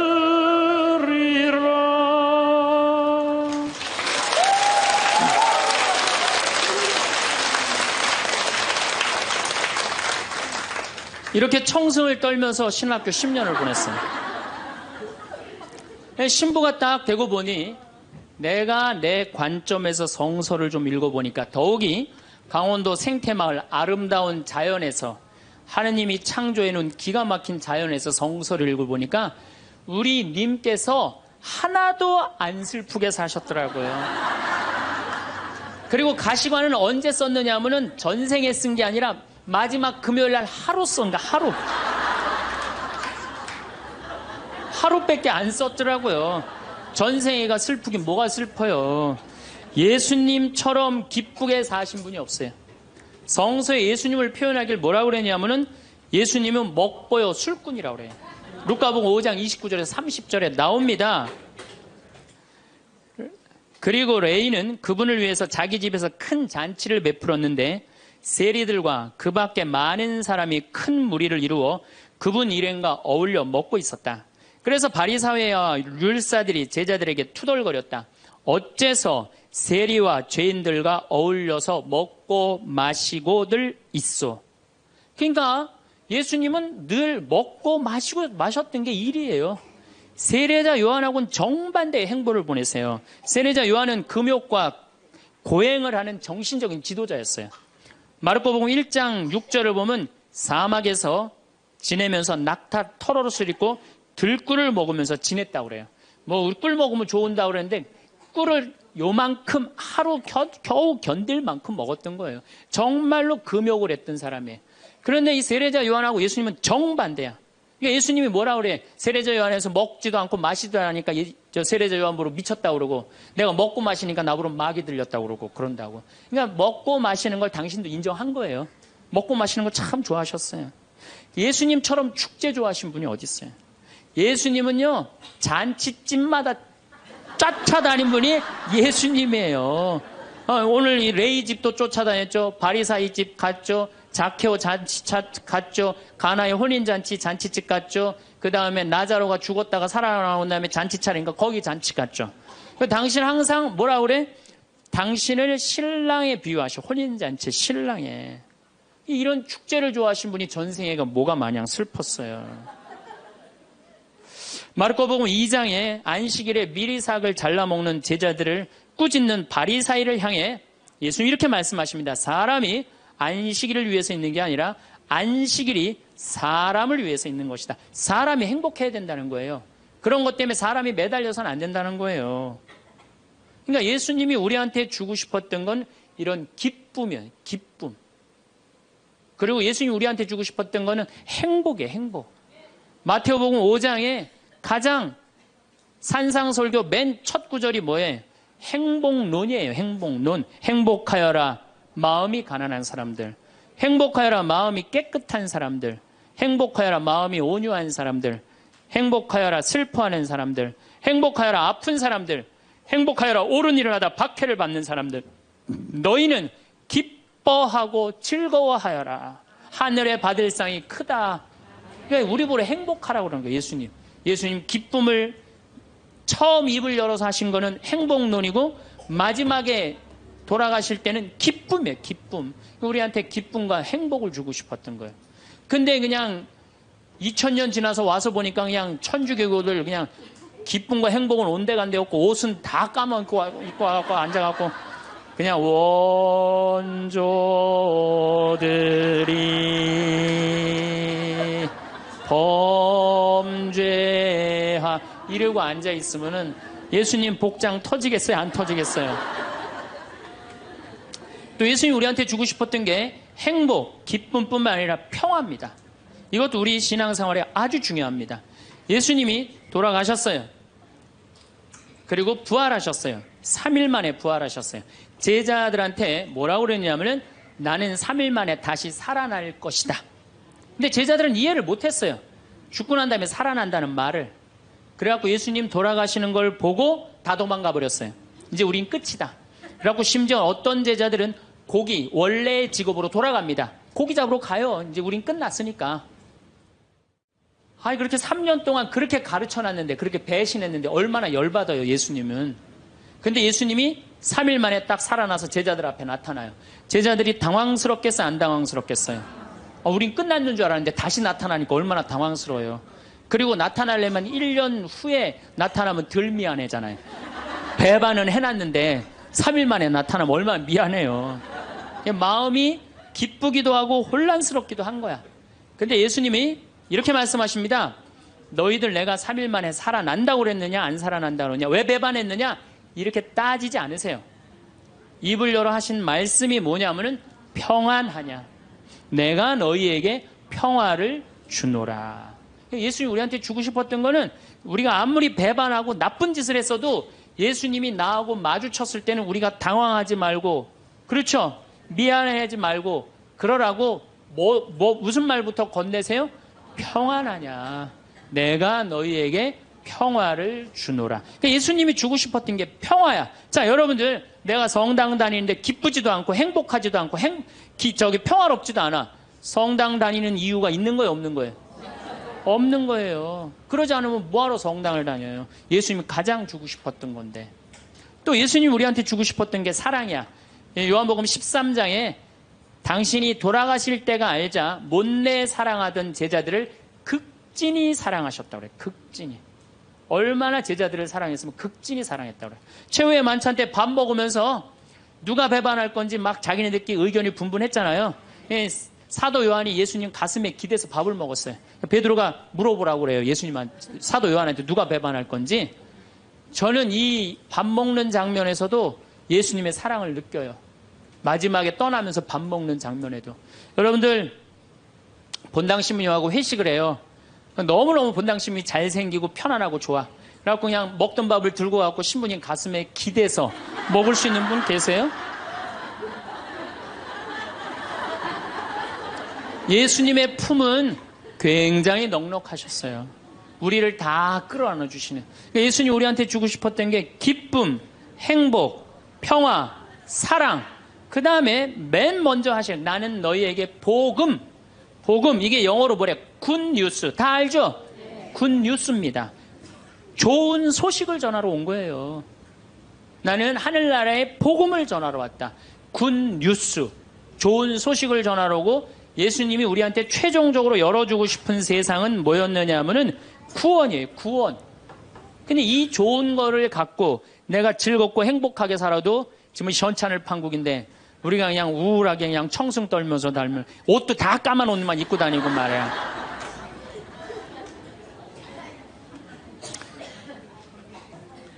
그러니까 우울하다 보니까 받은 은혜 감사는 안 하고 아직도 뭘 그렇게 달라고 그래요. 개신교는 정말로 개신교 방송 한번 보세요. 다 손들어서 하느님께 찬양드리죠. 평화방송 보면요, 천주교 교들 보면 다 미사포 뒤집어 쓰고 땅바닥 다 쳐다보고 앉아요. 그러니까 이게 감사의 신앙생활하는 사람이랑 간구의 신앙생활하는 사람이랑은 차원이 틀려요. 감사드리는 사람들, 찬양드리는 사람들은요, 그냥 저절로 뜨거워요. 그런데 간구 기도하는 사람, 기도해서 복을 받는다. 이게 기복신앙이에요. 성당에 나와갖고 뭐 이거 달라 저거 달라 이거 해달라 저거 해달라 기도하는 분들 있죠? 기도해서 복 받는 거 그거 기복신앙이에요. 아, 우리 무당한테만 가갖고 기복신앙 있는 거 아니에요. 성당에 나와서도 기복신앙들 많습니다. 그래갖고 그냥 우리 신부들이 그냥 서양 무당인 줄 알고 그런 분들 많아요. 그래갖고 그냥 저한테 와갖고 그냥 제가 그냥 뭐 무슨 능력이 뛰어난 줄 알고 어디 성령 기도회 가면 안수 기도 해달라는 분 오늘도 2분 해드렸어요. 물론 오늘 해드린 안수는 내가 기적을 일으키려고 한 건 아니에요. 그냥 하느님의 축복을 빌어준 거지. 그런데 많은 경우 할머니들이 신부님 골 아파요, 신부님 허리 아파요, 신부님 무릎 아파요, 안수 기도 좀 해주세요. 신부님이 해주면 나을 것 같아요.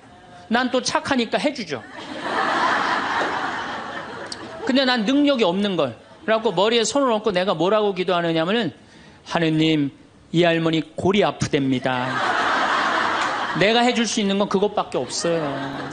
내 손에서는 아무것도 안 나와요. 난 사람도 한 명도 없고. 그러니까 제가 한 2년 전부터 안수기도 안 해줘요. 왜? 아무것도 안 나오는데 누르고 있는 나도 한심하고 아무것도 안 나오는데 머리 디미는 교우들도 불쌍하고 그래서 안 해줘요. 여러분들 정말로 우리가 얼마나 감사하냐. 여기 적어도 명동까지 걸어서 오신 여러분들은 행복한 분들이에요. 눈 2개, 콧구멍 2개, 입 있으면 다 받은 거예요. 정말로. 여러분들 눈 하나 갈아 끼는데 얼마가 드느냐. 내가 조사를 확실히 해보니까 사실은 이거는 그렇게 하면 안 되는 건데 눈 하나 정말로 갈아 끼는데 그 장기 매매 시장에서 하나에 1억에 1억. 2개면 2억에 2억.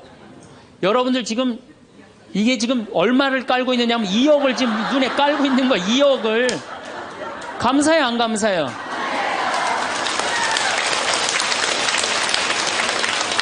만약에 내가 아무것도 안 보여. 그래갖고 저 신부 얼굴도 못 보고 반찬이 어떻게 생겼는지도 모르고 명동성당이 얼마나 멋있는지도 모르고 그렇지 않아요? 아무것도 지금 다 보고 있는데 얼마나 감사해요. 감사하지 않아요? 감사해요. 신장 하나 갈아 낀데 3천만 원, 간 갈아 낀데 7천만 원이에요. 이것만 대충 따져도 3억을 여러분들 여기 지금 깔고 있는 겁니다. 근데 뭘 하느님한테 달라고 그래요? 다 주셨구만. 만약에 여러분들 내가 쓰러져 갖고 앰뷸런스에 실려간다. 1시간 산소호흡기 되는데 얼마를 내야 되냐면 36만 원 내야 돼요. 근데 여러분들 지금 공짜로 지금 오전 10시부터 지금까지 몇 시간 마신 거예요? 지금 5시간 마신 거예요. 한 200만 원 벌은 거지만 앉아서. 감사해요, 안 감사해요? 하루면 1,000만 원 버는 거예요. 이렇게 받은 은혜 감사하기도 바쁜데 뭘 그렇게 하느님한테 달라고 그러세요? 신부님, 빚이 너무 많아요. 빚도 걱정하지 말아라. 갚다 못 갚으면 죽으면 되지 뭘 걱정하고 그래. 제가 여러분들 죽으라고 그런다고 자살하라는 얘기가 아니에요. 중요한 건 뭐냐면 여러분들 지금 빚 걱정한다고 갚아줘요? 안 갚아줘요. 빚은요 세월이 갚는 거예요. 그럼 세월한테 맡기세요. 세월한테 맡기고 나 오늘 하루를 살더라도 즐겁게 살아요. 아깝지 않아? 이 하루? 그렇죠? 그러면 오늘 하루 정말 즐겁고 행복하게 살다 보면은 빚도 시간 지나면 갚아지는 건데 그걸 그냥 끌어안고 그냥 주님께서 여러분과 함께 마음을 드높이 우리 주 하느님께 감사합시다. 말로는 맨날 마땅하고 옳은 일이라고 그래. 말로는 미사 때마다 말로는 마땅하고 옳은 일이라고 그래. 주님께서 여러분과 함께 전능하신 천주 성부와 성자와 성령께서는 여기 모인 모든 이에게 강복하소서. 미사가 끝났으니 가서 복음을 전합시다. 떠날 때도 감사하다고 그래. 떠날 때도 성당 떠날 때도 감사하다고 그러고 정말 감사하느냐. 마음 안에 본질적으로 내가 두 다리 있고 눈 있고 코 있으면요 여러분들 다 받으신 거예요. 근데 우리 천주교 교우들은요 감사하는 그 본질적인 게 안 되는 거예요. 이 하느님이 모든 것 내가 다 누리고 사는데 저는 그 지선아 사랑해라는 그 시를 보면서요 가슴이 정말로 미어졌어요. 이 이화여대 다니던 지선이라는 이 아가씨는 얼굴도 정말 예쁘더라고요. 그런데 술 먹은 그 차가 쳐갖고 오빠가 학교에서 데리고 오는데 불이 난 거예요. 그리고 11번을 수술을 한 거예요. 온몸에 화상이 입어갖고. 이 친구가 시를 썼는데 기가 막힌 시를 썼어요. 저는 짧아진 8개의 손가락을 쓰면서 사람에게 손톱이 얼마나 중요한 것인지 알게 되었고 1인 10여걸 해는 엄지손가락으로 생활하고 글을 쓰면서는 엄지손가락을 온전히 남겨주신 하나님께 감사해. 개신교 다니나 봐요. 하나님께 감사한다는 거. 손가락 8개가 다 없어지고 엄지만 남았는데도 감사하다는 거예요. 근데 여러분들은 지금 뭐야? 10개 다 있잖아요. 감사해 안 감사해요? 이 엄지 두 개 가지고 지금 박사학위 지금 과정받고 있대잖아요. 얼마나 대단해요. 더 기가 막힌 건 눈썹이 없어. 눈썹이 타서 없어졌는 모양이에요. 무엇이든 여과 없이 눈으로 들어가는 것을 경험하며 사람에게 이 작은 눈썹마저 얼마나 필요한 건지 알았다. 여러분들 지금 눈썹 있는 거 감사해 안 감사해? 감사하죠. 온전치 못한 오른쪽 귓바퀴 덕분에 귓바퀴라는 게 귀에 물이 들어가지 않도록 하나님이 정교하게 만들어주신 거라는 사실을 알게 되었다는 거죠. 무엇보다도 건강한 피부가 얼마나 많은 기능을 하는지. 여러분들 지금 피부 다 갖고 계시죠? 그 친구는 다 타 없어서 피부가 없어요. 껍데기일 뿐 별것 아니라고 생각했던 피부가 우리에게 얼마나 소중한 것인지 알게 되었습니다. 그나마 남겨주신 피부들이 건강하게 움직이는 것에 감사했으며 하나님이 우리 몸을 얼마나 정교하고 세심한 계획 아래 만드셨는지 온몸으로 체험했습니다. 참. 하나님이 생명을 허락하신 이상 그의 생명은 충분히 귀중하고 존중받아야 할 삶입니다. 무슨 얘기냐? 여러분들 다 존중받아야 될 삶이에요. 내 꼬라지가 왜 이러냐, 내 처지가 왜 이러냐, 이런 생각하지 마세요. 사람들이 그런데요, 저러고도 살 수 있을까? 네, 이러고도 삽니다. 몸은 이렇지만 누구보다 건강한 마음임을 자부하며 이런 몸이라도 전혀 부끄러운 마음을 품지 않게 해주신 하나님을 찬양하며 이런 몸이라도 사랑하고 써주시려는 하나님의 계획에 감사드리며 저는 이렇게 삽니다. 누구보다도 행복하게 살고 있습니다. 정말로 이렇게 이 상황이 안 좋은 사람도 감사하고 찬양하고 그리고 살아가는데 아니 눈 2개, 콧구멍 2개, 다리, 손가락 10개, 귓바퀴, 눈썹 다 있는 여러분들이 한탄을 한다. 원망을 한다. 이거 우리 지금 뭐가 잘못 살고 있는 거예요. 신앙인으로서. 숨만 쉬어도 감사한 거예요. 숨만. 그리고 이 대한민국처럼 잘 먹고 잘 사는 나라 있어요? 이렇게 잘 먹고 잘 사는 나라 없어요. 제가 아무리 돌아다녀 봐도 한국처럼 좋은 나라가 없어요. 내가 일본에 가갖고 회를 정식을 시켰어요. 회를 정식을 시켰는데 딱 2점 나오더라고요. 그래서 나는 그게 맛백인 줄 알았어. 맛백이. 그래갖고 홀딱 먹었어요. 아니, 아무리 기다려도 회가 안 나오는 거예요. 그래서 가이드를 불러서 왜 회가 안 나오냐 그랬더니 아까 2점 먹은 게 정식이라는 거예요. 일본 아이들은 가서 보니까 2점, 3점밖에 안 먹어요. 제가 지난 2월 달에 미국 플로리다 쪽에 강의를 갔어요. 마침 근사한 식당에 초대를 받아서 스테이크를 먹게 됐어요. 야, 호텔에서, 그것도 그냥 회원만 먹는 호텔에서 스테이크를 먹는다고 그러는데, 진짜 스테이크 요만큼, 그 다음에 감자, 콩, 수프, 땡이에요, 땡. 아무것도, 먹고 났는데 배고프더라고. 거기서 배고프다고 그럴 수도 없고. 근데 한국에 돌아가갖고, 우리 집이 수원이야. 수원 갈비집들 많잖아요. 그래서 갈비집에 가갖고 갈비를 시켰는데, 진짜 갈비 나오기 전에 상을 이렇게 하나 들고 나와요. 반찬, 그렇죠? 나는 갈비집 갈 때마다 궁금한 게, 갈비 먹으러 가는데 게장이 왜 나오는지 난 이해가 안 돼. 게장 나오지. 그 다음에 또 뭐 나와요? 저기 뚝배기에다가 계란, 그렇죠? 요즘은 다 그거 나오더라고. 그 다음에 또 메추리알. 그 메추리알은 어디나 다 나오는 거고. 그 다음에 사라다 나오죠. 그 다음에 부침개 나오죠. 또 기다리시는데 배고프시다고 국수 말아서 나오죠. 그것만 먹어도 배불러요, 사실은. 그리고 이제 갈비가 4명이 가면 또 딱 4인분 나오면 그냥 그거 먹으면 배가 빵빵해요. 근데 우리는 배 빵빵하면 안 돼요. 배가 터질 때까지 먹어야 돼요. 2인분을 더 시켜요. 그래갖고 그냥 배가 터질 때까지. 그래갖고 그냥 정말 배가 터지기 일보 직전이야. 그런데 대한민국에만 나오는 장면이 하나 있어요.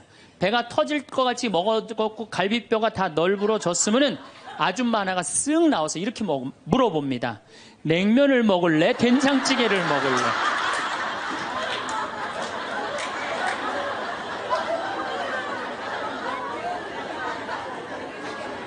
국가적으로도 정말로 잘 나갑니다. 우리나라 자동차 잘 만들어요. 그렇죠? 텔레비전 잘 만들어요. LED 텔레비전이라고 미국 시장 96% 휩쓸고 있어요. 자동차도 정말로 도요타 지금 막 추월하려고 그러는 판이에요. 반도체 잘 만들죠. 배 잘 만들죠. 97년 IMF 터졌을 때 아시아 전체가 다 IMF 터졌어요. 근데 우리나라처럼 IMF를 잘 극복한 나라는 없어요. 미국이 우리나라 기업 다 먹으려고 그랬는데 국민들이 금 모아갖고 그거 상환할 줄은 꿈에도 몰랐던 거예요. 대단한 민족이에요. 정말로. 그리고 2008년 금융위기도 우리나라가 참 잘 극복했어요. 그럼 국민들이 이렇게 행복한 나라에 살면 자부심을 가져야 될 거 아니야. 그렇지 않아요? 요즘 잘 나가요. 여러분들 일본 소니가 우리나라 삼성에 떨어진 지 5년 됐어요. 5년. 그렇게 따라가려고도 안 되는 거예요. 네? 텔레비전 잘 만들지. 작년에는 일본이 무역 흑자 200억 달러였는데 우리나라는 400억 달러예요. 올해도 잘 나가고. 근데 뭐가 그렇게 불만이 많어?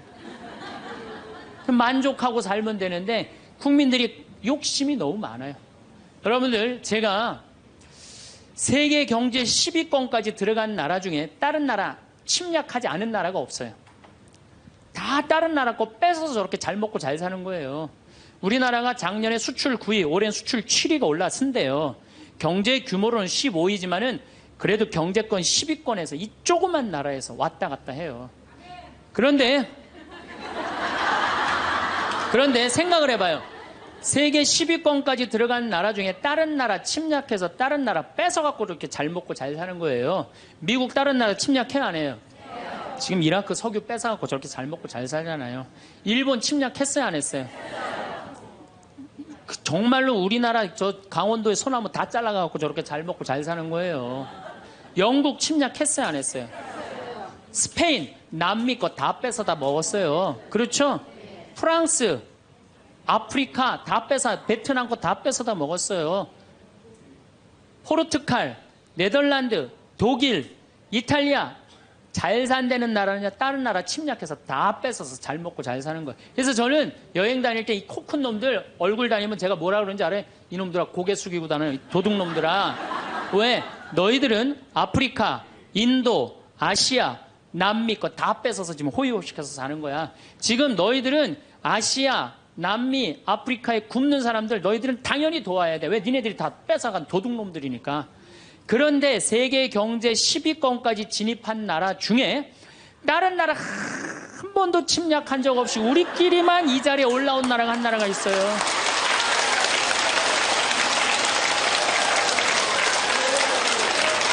그게 바로 우리나라예요. 우리나라. 여러분들 정말로 저는 대단하다고 생각해요. 그래갖고 이 대단한 사람들이 모여갖고 살아갖고 우리나라 이름이 뭐냐면 대한민국.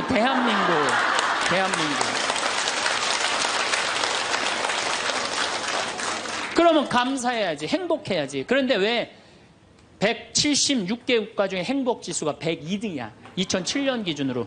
작년에 많이 올라서 65위로. 그래도 자살률은 세계 1위예요. 아직도. 국민들이 욕심이 너무 많아서 그래. 감사를 모르고 나눌 줄을 모르는 거야. 이제는 먹고 살만하게 됐으니까 이제는 우리 국민들이 자부심도 가지고 정신적인 성숙도 가지고 나눌 줄을 아는 이 단계에 이젠 들어서야 돼요. 근데 이걸 누가 해야 돼? 우리 천주교 교우들이 앞장서서 해야 돼. 근데 저렇게 맨날 이 까만 옷만 앉아있고 있으니 이거 어떻게 하면 좋아? 그래서 다음 시간에 정말로 우리가 어떻게 하면은 행복하게 살 수 있느냐에 대한 얘기를 조금 더 나누도록 하겠습니다. 황창현 신부님의 화가 나십니까? 2부 명강에 재밌게 보셨나요? 화를 만드는 건 내 자신이고 화보다는 감사하는 마음이 크다면 더 행복함을 느낄 수 있다는 말씀 너무 공감합니다. 감사한 마음을 가지는데 도움이 되는 명언 공유 드려요. 장 팝티스트 마시오의 감사는 마음의 기억이다.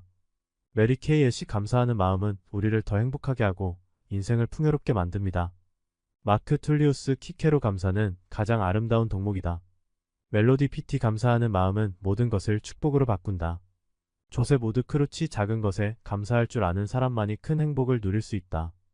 알렉스 노벨리 감사하는 마음은 불행한 상황에서도 희망의 빛을 찾게 한다. 조이스 마이어 매일 아침 감사하는 마음으로 하루를 시작하세요. 앤드류 카네기 감사는 부드러운 덕목이지만 그것은 인생을 변화시킬 수 있는 강력한 힘입니다. 찰스 티킨스 우리가 감사하는 마음을 가질 때 우리는 이미 가지고 있는 것에 더 많은 가치를 부여하게 됩니다. 케네디 감사함을 표현하는 것은 가장 중요한 인간의 품성 중 하나이다. 이 명언들은 감사의 중요성을 일깨우고 일상 속에서 감사하는 마음을 유지하는 데 도움이 될 것입니다. 건강과 평화가 함께. 감사합니다.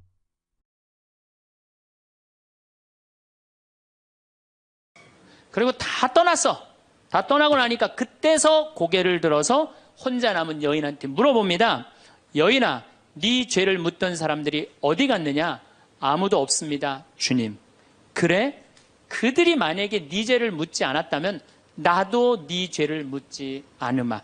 이거 기가 막힌 얘기예요. 왜? 예수님은 죄를 묻을 수 있는 권한이 있으신 분이에요.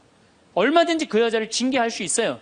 그렇지만 다른 사람이 묻지 않았기 때문에 나도 묻지 않겠다. 아, 기가 막히지 않아요? 예수님은 세 사람을 용서합니다. 첫 번째, 죽이다고 덤비는 바리사이들을 용서하고, 간음한 이 여인을 용서하고, 그 다음에 율법의 1.1획도 나는 어기로 온 것이 아니다, 없애러 온 것이 아니다, 이렇게 가르친 당신까지 용서한 거야. 다시 말해서 흥분이 가라앉으면요, 문제 해결은 다 돼요. 흥분한 상태에서 여러분들이 문제 해결하려고 하면 해결이 안 된다는 얘기예요. 그렇다면은 이 흥분은, 화는 어떻게 하면 조절할 수 있느냐? 생태 마을에는 제가 황토집을 전해서 암 환자들이 많이 오십니다. 근데 벌써 한 3년 전 얘기예요. 3년 전에 우리 집에 암 환자 자매님 한 분이 오셨어요. 한 분이 오셨는데, 이분이 5월달경에 오셨는데 완전히 얼굴이 새카마신 분이에요. 남편이 뭐라고 그러느냐면은 간까지 다 암이 전이 돼서 3개월밖에 못 살 거라고. 신부님 마지막으로 황토집이 좋아서 왔노라고. 그래서 신부님이 좀 살려달라고. 내가 무슨 재주로 살려줘요, 제가. 그래서 좀 우리 집에 내가 행복론 강의라니까 행복론 강의 좀 들으라고. 근데 마침 그때 암 환자들이 한 10분 정도 있었어요.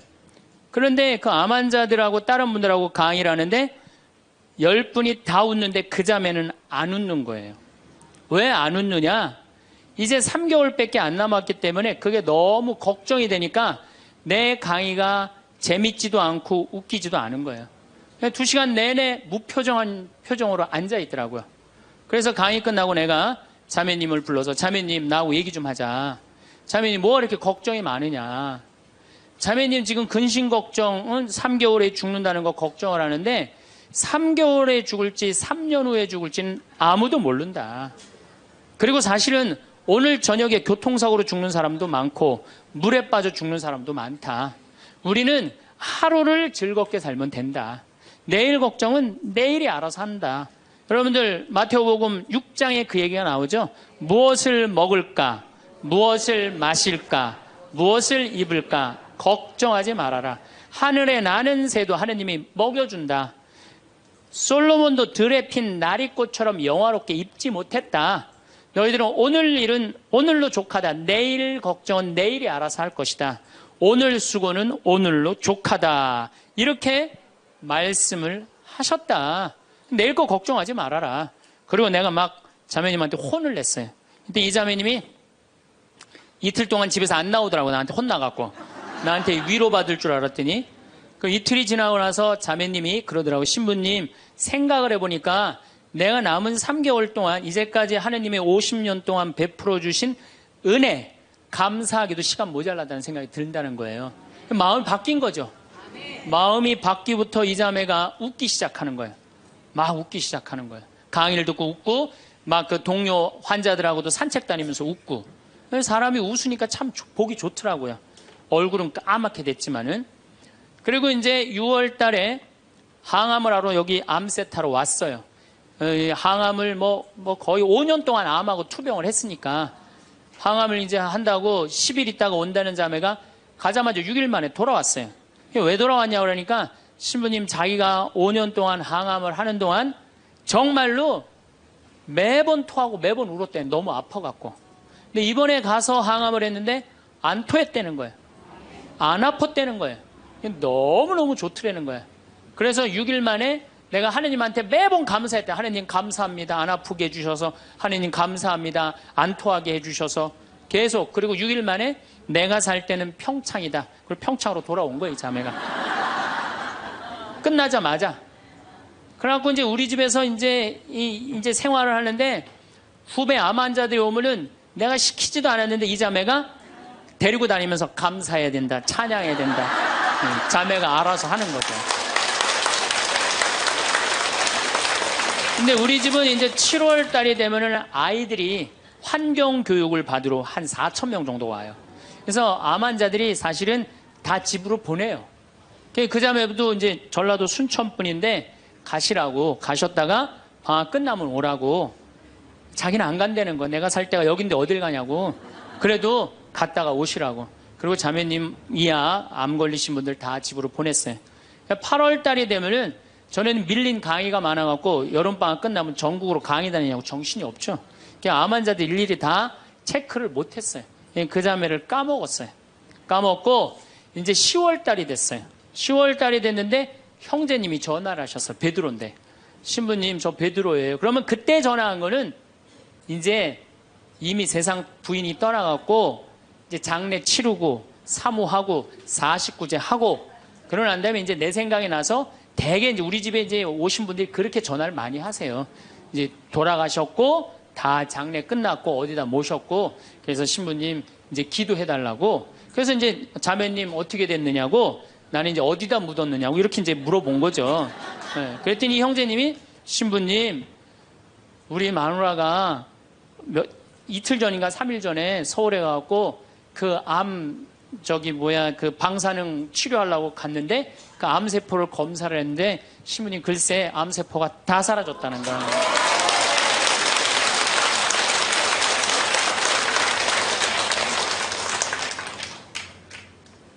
마음을 어떻게 먹느냐에 따라서 굉장히 많이 틀려요. 물론 또 하느님이 불러가시면 어쩔 수 없는 거고 저는 하느님이 불러가는 것도 나쁘지 않다고 생각해요. 예, 불러가면 얼마나 좋아요. 요즘 그 미국에서 어떤 박사가 이제 죽었다가 다시 살아난 사람들 조사를 해봤대잖아요. 죽었다가 나도 이제 그 본당 사목하면서 죽었다 살아난 사람들 얘기를 들어보면 아주 거의 똑같아요.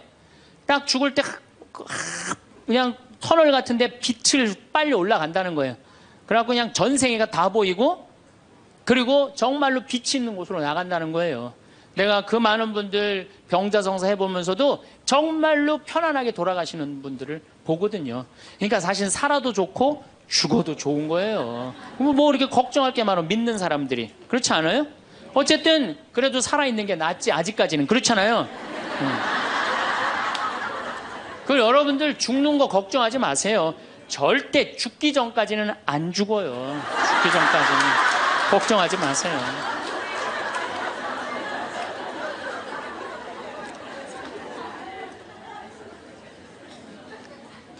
축하한다고. 근데 산책을 나갔다는 거예요. 아, 그렇다고. 예. 그래갖고 이제 11월 달이 됐어요. 우리 집에 이제 은퇴 신부님들이 자주 오세요. 그래갖고 이제 은퇴 신부님들 장어를 사드린다고 내 차에 모시고 가는데 저녁에 전화가 왔어요. 근데 젊은 여자야. 신부님, 84살 먹은 신부님, 73살 먹은 신부님을 내 차에 태고 운전을 하고 하는데 전화가 왔는데 내가 모르는 번호야. 근데 저쪽에서 너무 이쁘고 젊은 여자가 신부님 저예요 그러는 거예요. 아니 내가 누군지 어떻게 알아. 목소리가 너무 이뻐. 그래서 실례하지만 누구시냐고 그랬더니 저쪽에서 뭐라 그러냐면 신부님 섭섭해요. 제 목소리를 벌써 잊으셨어요 그러는 거예요. 그래서 내가 누구냐고 그러니까 저 마리아예요 그러는 거예요. 그러니까 그 자매야. 아니 목소리가 원래 이렇게 이뻤느냐고. 말만 하면 울음을 물었거든요. 신부님 나 죽으면 안 돼요 이랬던 자매인데 이렇게 밝은 목소리냐고. 신부님 제가 요즘 너무 건강이 좋아지고 너무너무 행복하다고.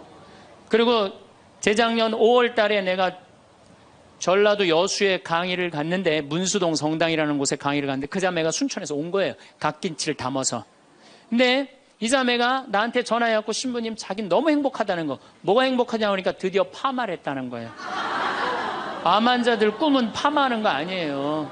그리고 딱 봤는데 그 자매가 이뻐요. 되게 암 걸리는 사람들 특징이 뭐냐면 이뻐요. 암 걸린 사람들이 왜 이쁜지 알아요? 이쁘니까 승질을 못 내잖아요. 이쁜 척 해야 될 거 아니야. 그러니까 화나는 일이 있어도 다 참고 사는 거야. 그러니까 이쁜 사람들이 암에 많이 걸려요. 또 어떤 사람이 법 없이도 사는 사람들이 암에 많이 걸려요. 다 참고. 그게 다 암이 되는 거예요. 그걸 참고 사느냐고. 참 예쁘게 생겼어. 그 많은 분들 중에 딱 마리아 자매가 눈에 딱 띄더라고요. 우리 직원들은 몰라보더라고. 얼굴이 분홍색으로 변하고. 나를 끌어안으면서 자기 너무 행복하다는 거. 그러니까 이 자매는 딱 끌어안았는데 내가 성령으로 꽉 차 있는 거 느끼겠더라고요. 근데 3개월 만에 돌아가신다는 분이 지금 3년째 살고 있어요. 지금까지도. 그래서 여러분들 우리가 마음을 근심 걱정하지 말고 감사하다가 살다 보면은 우리한테는 늘 행복한 일이 벌어진다. 신부님 결혼 생활을 한번 해보세요. 얼마나 화가 나나.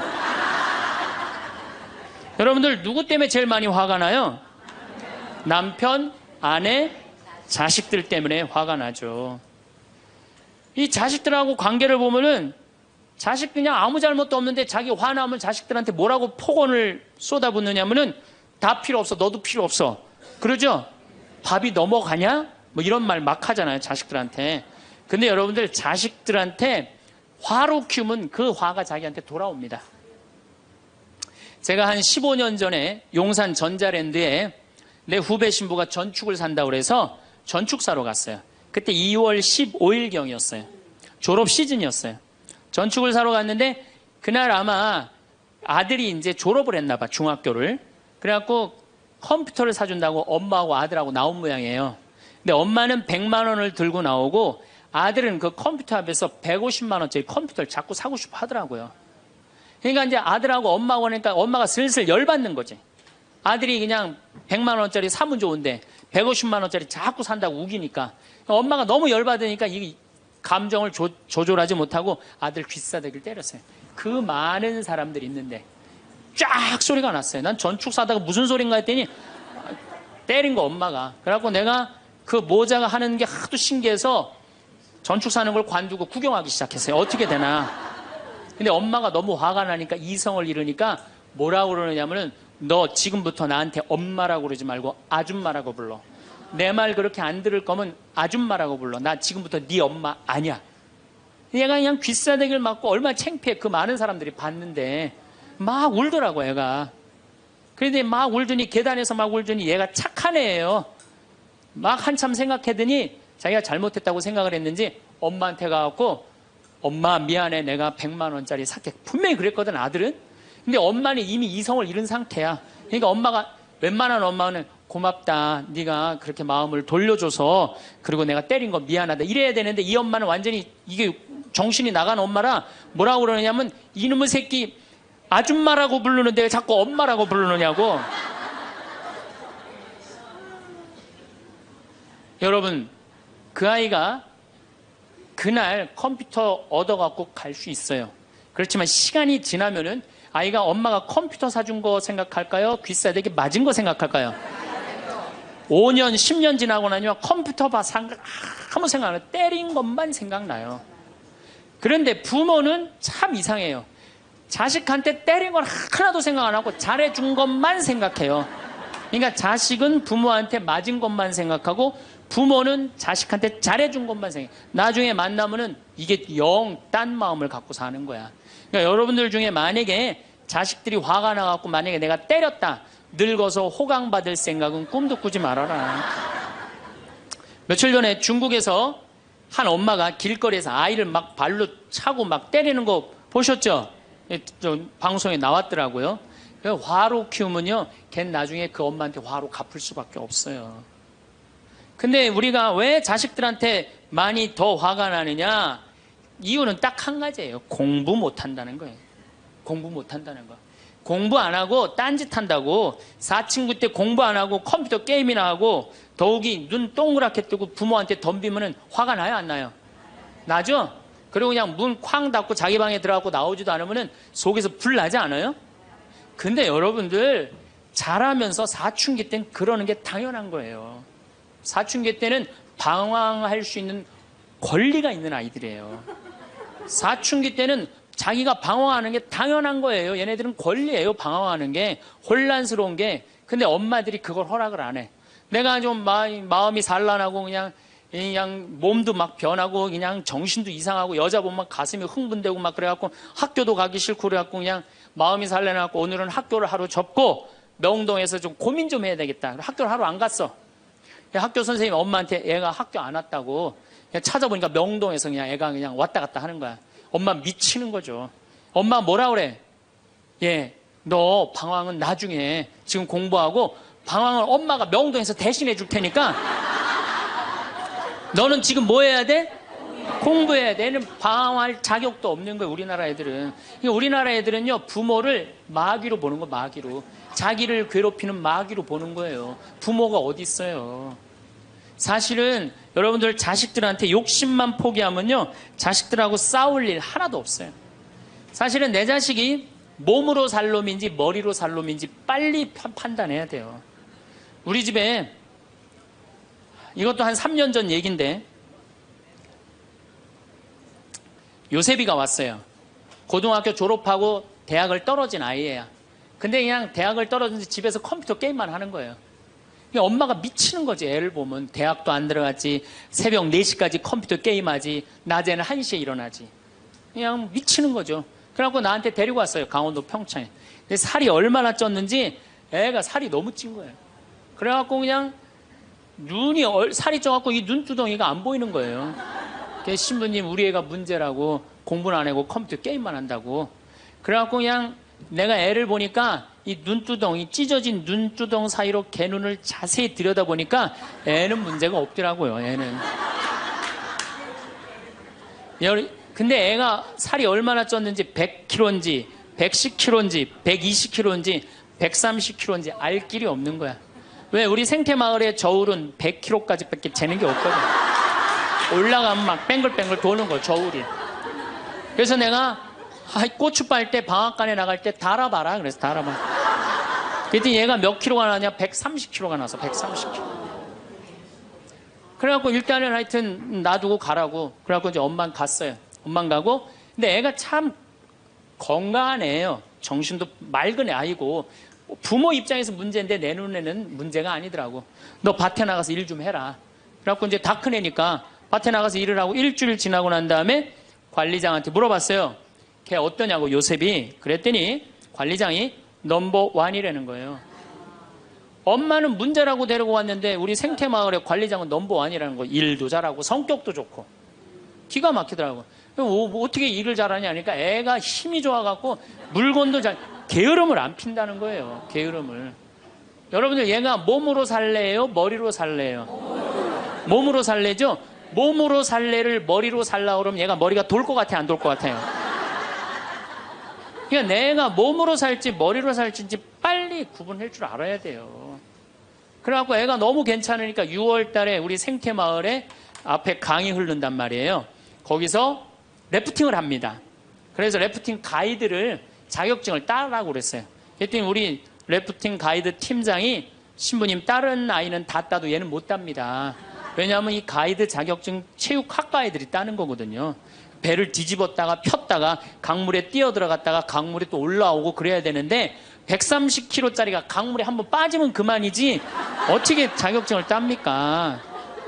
그래도 우리가 협회 사람들하고 잘 아니까 좀 어떻게 좀 따게 좀 해라. 그래갖고 가이드를 자격증을 보냈는데 얘가 금요일날 따갖고 왔어요. 기가 막힌 거죠. 어떻게 땄냐 그러니까 그 주간에 비가 오지 않아갖고 배가 강바닥에 단 거야. 그래갖고 그냥 들어왔다 나갔다 자격증 따갖고 왔어요. 그리고 아이가 가이드를 하는데 인기가 최고예요. 최고. 너무너무 잘하는 거 아이가.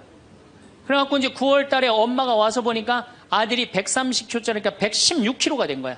그러니까 살이 홀쭉 빠지고 눈빛이 초롱초롱해진 거야. 그러니까 엄마가 가자 공부하러.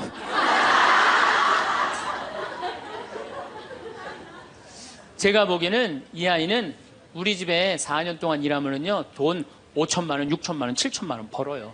왜냐하면 우리 집에 일하면 돈 주거든요. 그럼 그 돈 모아갖고 사업을 해도 얘는 잘하네요. 꼭 공부로 승부 걸 아이가 아니거든요. 그럼 신부님 우리 애가 몸으로 살랜지 머리로 살랜지 기준이 어떻게 됩니까? 반에서 10등 안에 안 드는 놈들은요 다 몸으로 살 놈들이에요. 여러분들 자식들 중에 반에서 10등 안에 안 드는 애들은 다 몸으로 살 애들이야. 독일은 초등학교 졸업하면서 중학교 올라가면서 갈릅니다. 대학 들어가래 아니면 기술 배우래. 그래갖고 갈러도 학교 선생님이 갈러놔도 우리 애가 왜 이 머리가 나쁘냐 이렇게 따지는 부모 하나도 없대요.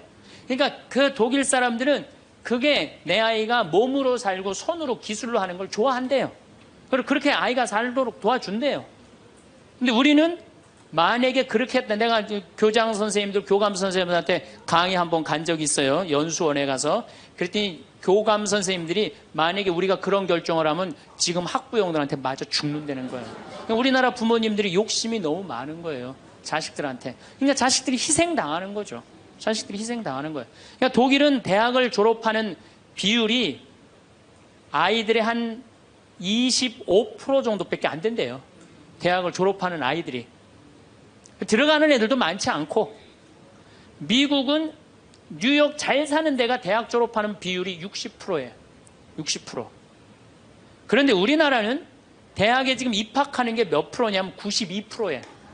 아무나 다 대학 가는 거예요. 아무나 다. 그러니까 독일은 몸으로 살 애들이 75%야. 그렇죠? 그 다음 미국은 몸으로 살 애들이 40에서 50% 정도 돼요. 우리나라는 92%가 미국은 또 미국이나 캐나다는 60%가 대학에 들어가도 졸업하는 건 그중에 반밖에 못해요. 다 졸업 못해요. 그래서 그쪽에 가보니까 입학은 물어봐도 졸업은 물어보는 게 아니래요. 졸업하는 게 그렇게 어렵다는 거예요. 근데 우리는 92%가 들어가면 92% 거의 다 졸업을 하는 거야. 우리는 몸으로 살 애들이 8%밖에 안 돼. 머리로 살 애들이 92%고.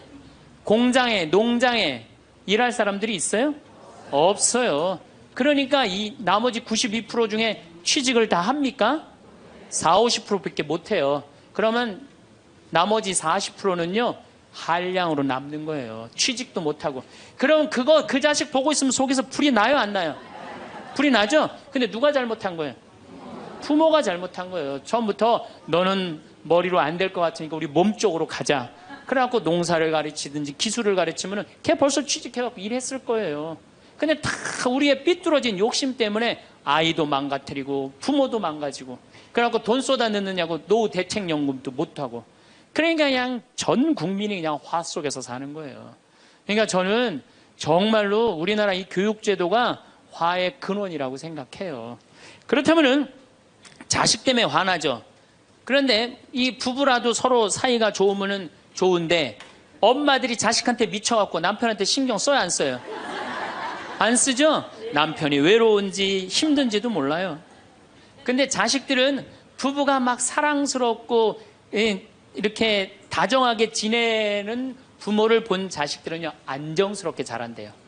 근데 부부가 맨날 싸우고 막 이러는 자식들은요, 굉장히 불안정하게 자란다는 거예요. 그래서 저는 정말로 감사한 게, 저는 고등학교 졸업할 때까지 부부는 안 싸우는 건 줄 알았어요. 부부는. 한 번도 부부 싸움을 본 적이 없어요, 저는. 근데 내 고등학교 때 친구가, 아이 뭐 술 먹자고 고등학교 때. 왜 그러냐 그러니까 아버지가 엄마를 때려갖고 눈탱이가 밤탱이가 됐다는 거예요. 자기 너무너무 괴롭다는 거예요. 그래서 저는 그때 충격받았어요. 어떻게 부부가 싸우느냐, 그런 충격을 받았어요, 저는. 왜냐하면 나는 우리 어머니 아버지 싸우는 걸 한 번도 못 봤거든요. 그래서 내가 그 얘기를 얼마 전에 우리 형제들이 다 모였을 때, 나는 어머니 아버지 싸우는 걸 한 번도 못 봤다. 그랬더니 우리 형제들이 이구동성으로 딱 한마디 하더라고요. 신부님이 집에 붙어 있은 적 있어야지 그걸 보는 거 아니냐.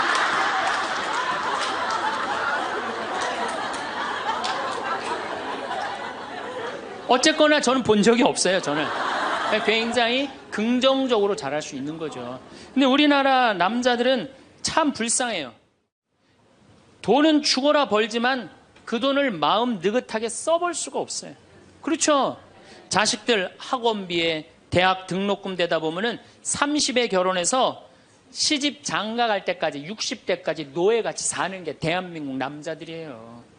이 남자들 짜증 나겠어요, 안 나겠어요? 화가 나겠어요, 안 나겠어요? 날 수밖에 없어요. 그런 남편들을 신경 한번 써줘 봤어요. 정말로 남편 정말로 남편을 왕대접 해줘봤느냐고. 여러분들 길 가는 사람이, 여러분들 10,000원 주는 사람 있어요? 길 가는 남자가 당신 예쁘다고 10,000원 주는 남자 봤어요? 근데 여러분들 남편은 그냥 한 달에 뼈가 빠지게 벌어갖고 200만 원이든 300만 원이든 400만 원이든 갖다 바치잖아요. 그러면 그 남편한테 감사해야 될 거 아니야. 근데 그냥 감사는 안 하고 그냥 남의 김치찌개도 그냥 제대로 안 하면 그냥 못 끓이고 그냥. 자식이라고 있는 거 학원 다니다 보면은 밤 12시에 얼굴 보기도 힘들어요. 아버지가 자식을 키우고는 있지만은 다정한 자식을 구경하기가 힘들어요. 또 사춘기만 되면 이 자식들이 아버지한테 부드럽게 합니까? 반항하고 틱틱거리고 그러면은요, 우리나라 남자들은 갈 데가 없는 거예요. 그래서 40대 남자들이 자살률이 세계에서 1위인데 우리나라 여자보다 몇 배가 많이 죽느냐면 3배가 많이 죽어요. 우리나라 40대들은 갈 데가 없는 거예요. 갈 데가. 외로운 거죠. 또 여성들도 마찬가지야. 난 우리나라 여자들도 불쌍해. 이게 다 교육 때문에 그래. 교육 때문에. 자식이 막 사춘기 때 막 생 난리를 치고 막 그럴 때 여러분들은 몇 살이 될까요? 45, 50 왔다 갔다 하죠? 그럼 여러분들은 자식은 사춘기지만 여러분들은 뭐예요? 갱년기야. 그러니까 갱년기가 되면 사실은 굉장히 케어가 필요한 거예요. 여러분들 굉장히 돌봄이 필요한 나이예요. 막 피부 처져요, 안 처져요? 눈두덩 처져요, 안 처져요? 눈가 처져요, 안 처져요? 볼 처져요, 안 처져요? 이깔 처져요, 안 처져요? 그러니까 그렇게 처지는 거 거울에 이렇게 보고 앉아있으면 어떤 얼굴이 되냐면 이런 얼굴이 돼요.